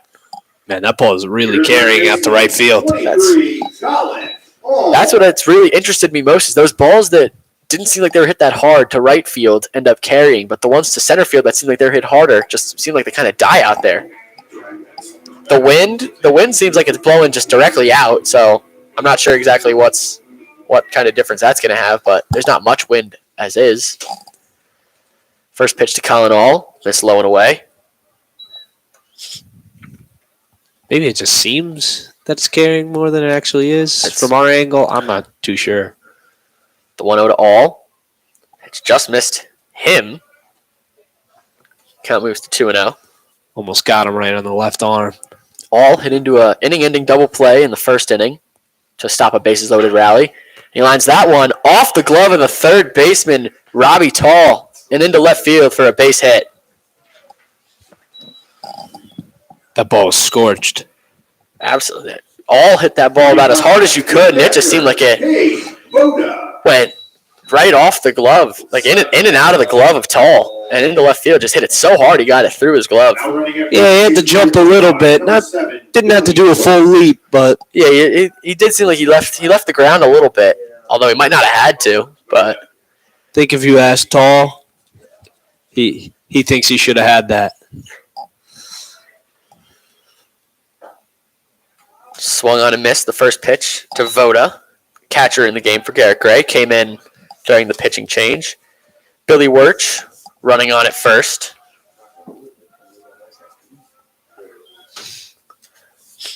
The 0-1 from Nichols to Voda. Swung on and missed. Count now 0-2. Voda hitting 188 for the year. 4 RBIs. 2 doubles. Got a little extra base hit power.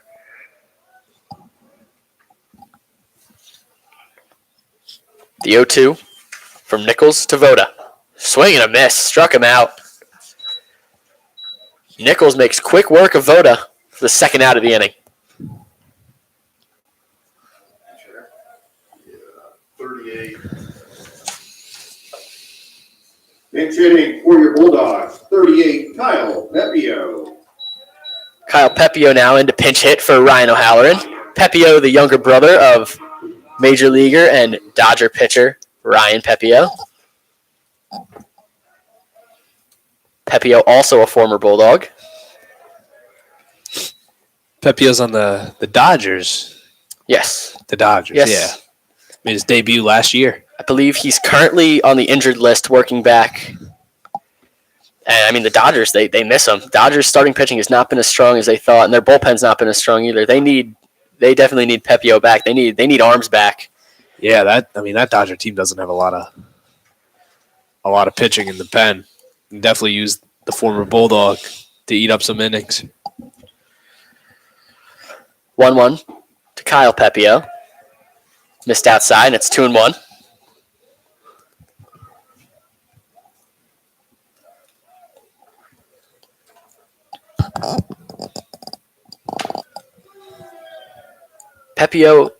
Ryan Pepio, that is, for the Dodgers, a left oblique strain, suffered at the end of spring training. He'll be back in about 6 to 8 weeks from time of the injury. The 2-2 to Kyle, hit on the ground to shortstop. Akbar there for the fielder's choice to put the inning to bed. Flipped on to second base to get the third out of the inning. Bulldogs set down in short order. At the end of 6, still 10-2 Panthers.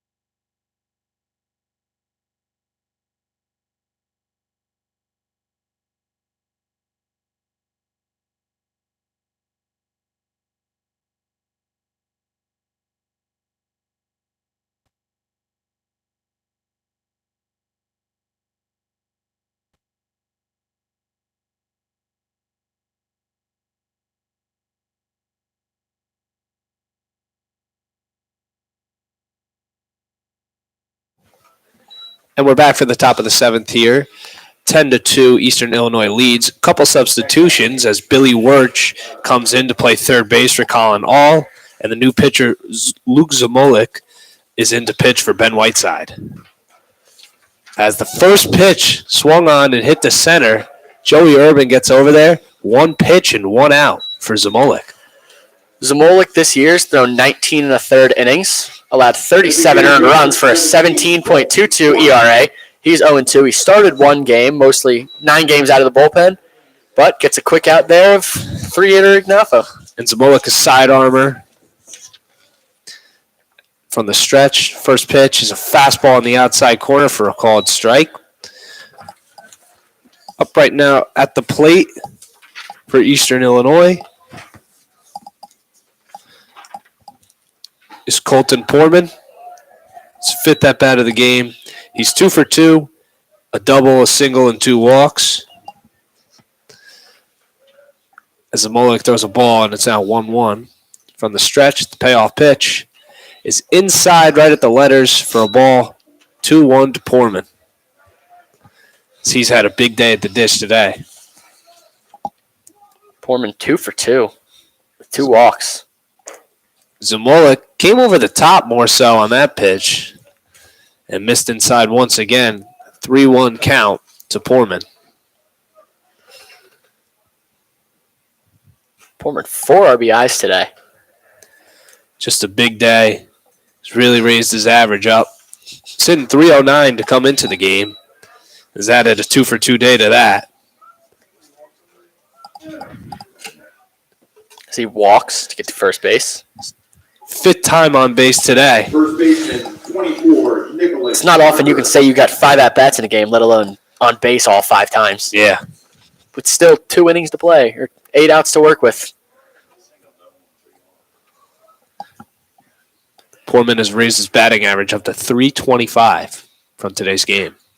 His first pitch swinging from a fastball is Nicholas Rucker.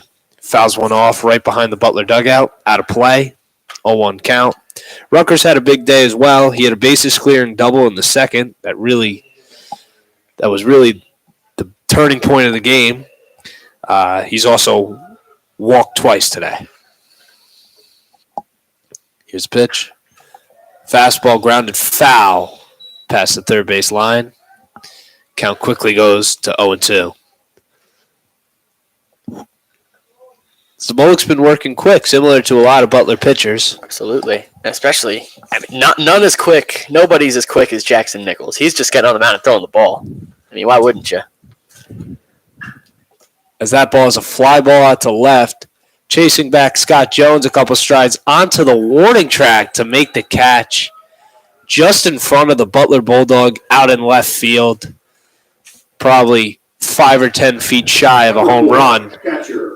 A long second out and 2 away for Zamolik. Rucker got into that ball a little bit. Just for Zamolik.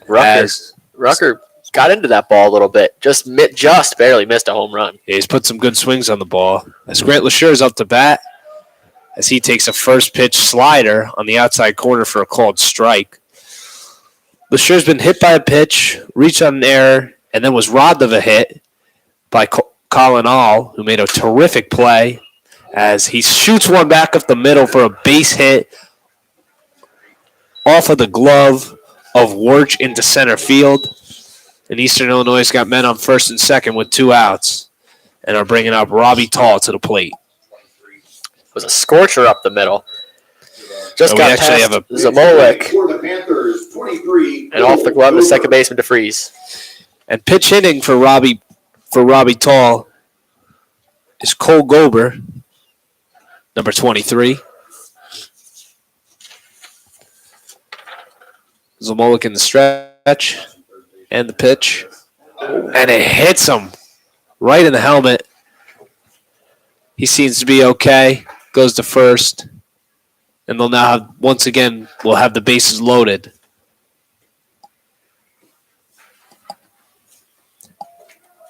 Checking up on him, but he seems to be all right. Got him right in the helmet. Didn't really catch any skin, which is good. Just, wild outings from all these Butler pitchers in just 6 2/3 innings pitched. They have issued 11 walks and have now hit 3 batters. That's 14 free passes from Butler pitching today. Yeah, and then Butler's Butler's got 6 hits while Eastern Illinois got 8 hits. So it's not like they're getting outslugged. No, when you're letting 14 guys reach base for free without having to put the ball in play or at least giving your defense a chance to stop them, that's going to kill you. Yeah, that's another big thing. It just takes the defense out of the game mentally.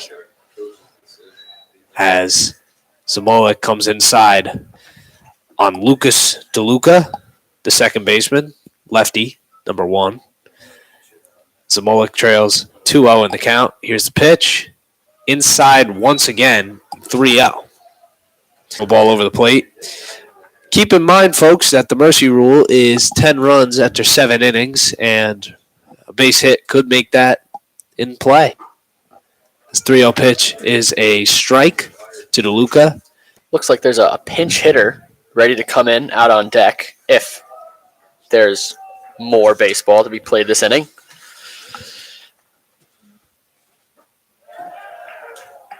Now, Butler does get a chance to hit in the bottom of the 7th to keep Yes, the game of course, yes. on the line. Runners will all be running. 3 2 As 2 outs.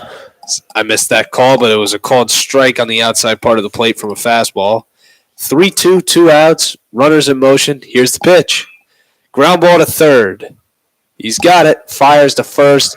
In time to get him. Good stretch by Milano to make the play. Side retired. For the Panthers in the top of the 7th. No runs. 1 hit. 3 runners left on base. Middle of the 7th. Eastern Illinois leads Butler 10-2.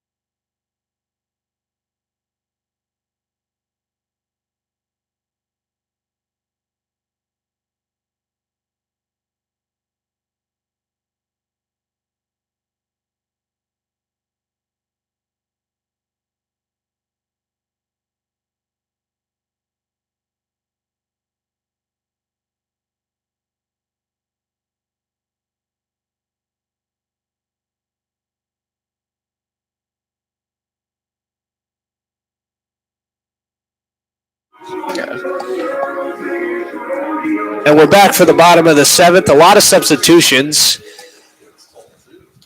as, a bunch of substitutions take place as Cole Gerber stays at third base for Robbie Tall. Ben Gallagher comes in to catch for Grant Lashur, and Jack Pottiger replaces Jackson Nichols. Nichols went 6 innings, 2 earned runs, 3 walks, 4 strikeouts, 6 hits, and a quality start, and he's in line for the win. Just a great performance by a guy who's pitched well all season long. Absolutely. I mean, he's been great. He's came into this game allowing no runs over 24 innings pitched. And, since then, his ERA's obviously gone up, allowing 2 runs, but still a great day on the mound. 6 innings, quality ball. And now it's up to Jack Pottiger to end it. Lefty with a 1-2 count as he was arguing a foul ball, but he chased the ball in the dirt. That was Dominic Milano, who rarely chases. He strikes out swinging. Pottiger. And now hitting is second baseman Jake DeFries. He's 2 for 3 in this one. He has hit the ball hard 3 times, scored a run his last time up. So he'll look to stay hot at the dish against the lefty Pottiger. Here's the pitch. Fastball on the outside corner for a called strike. 0-1 count.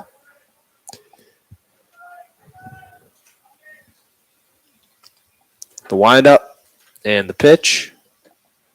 Slider away from DeFries. Good pitch to get ahead 0-2. Got it right to Freeze. Good pitch to get ahead 0-2. Got it right on the outside corner. Eastern Illinois, 10 runs and 8 hits, while Butler has 2 runs and 6 hits. Pitch from Pottiger is low with a fastball. Count goes to 1-2.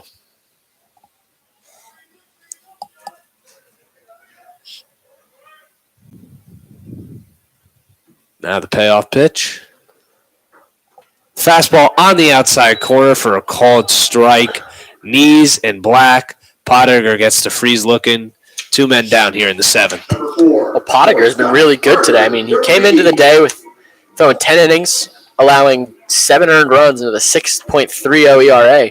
But he had struck out 7 batters in those 10 innings. Now has struck out the first 2 today, and it's just he's painting. He's throwing pitches on the corner. He's throwing curveballs that are sweeping away from left-handed hitters, and he's just doing a great job today. And he's going to face another lefty here, Carter Dorigi. It looks like Butler's first base coach is having a conversation with the home plate umpire. I don't know if he's talking balls and strikes. As DeFreeze was ejected from the game. Oh, DeFreeze just got tossed. DeFreeze got tossed. I don't think he must not have liked that third strike call. And ended up ejected from the game. Panthers lead the Butler Bulldogs 10-2 on the Butler Sports Radio.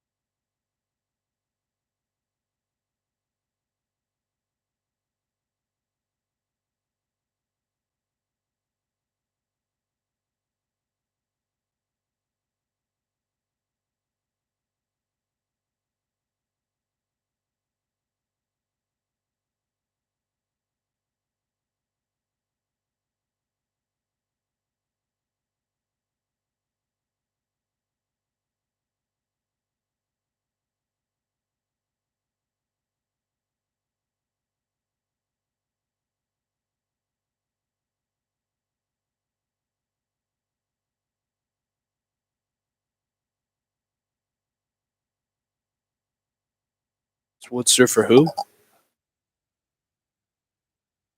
He's pinch hitting. And welcome back for the top of the 8th. Eastern Illinois still leads Butler 10-2. A lot of substitutions took place after Jake DeFreeze ejection as a fly ball to right field down the line. Diving is Carter. It gets by him and it'll roll all the way to the wall. He slips around first, going to second. He'll be in there with a stand-up double. He slipped on his way to second base. He probably could have had a triple if he didn't tumble over. Well, that's Worcester was thinking. He was thinking 3 out of the box. And once he saw that Carter dove after that and missed it, and he saw that ball bounce away, he was thinking it. He turned on the Jets, and then the sniper got him between first and second. He went down, and luckily he was able to at least scramble to second base for the double. And we apologize. There's a lot of substitutions taking place. Billy Wirch moves from third to second, replacing Jake DeFreeze. Evan Parks enters to play third base in replacement of Billy Wirch. Ian Shea plays shortstop for Chris Dorihi, and who just got a pinch hit double was Chris Woodster, who came in for Jaleel Akbar. Now top of the order, DeLillo is hitting. He's his third at bat of the day. He walked his first plate appearance and flew out to right his last time up. A 1-0 count to DeLillo, as Luke Samalik is still in for a second inning of work, as he throws a slider that hits the outside corner for a called strike. 1 ball and 1 strike. 2 ejections for the Butler Bulldogs today. It's not often you see that. This is a game that Beamer wanted to be in, I'm There's sure. a fly ball to left by DeLillo. Under it is Scott Jones. He makes the catch, fires it in. No advancement from the runner on second. As Zamolik retires DeLillo for the first out of the inning. Another pinch hitter coming up.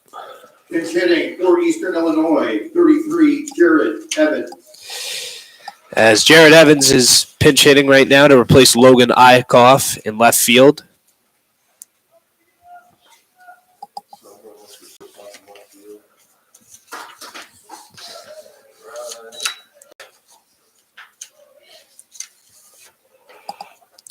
Jared Evans has had 46 at bats. He's hit 348. Shows that some pretty good Illinois lineup. I mean, Evans, he's got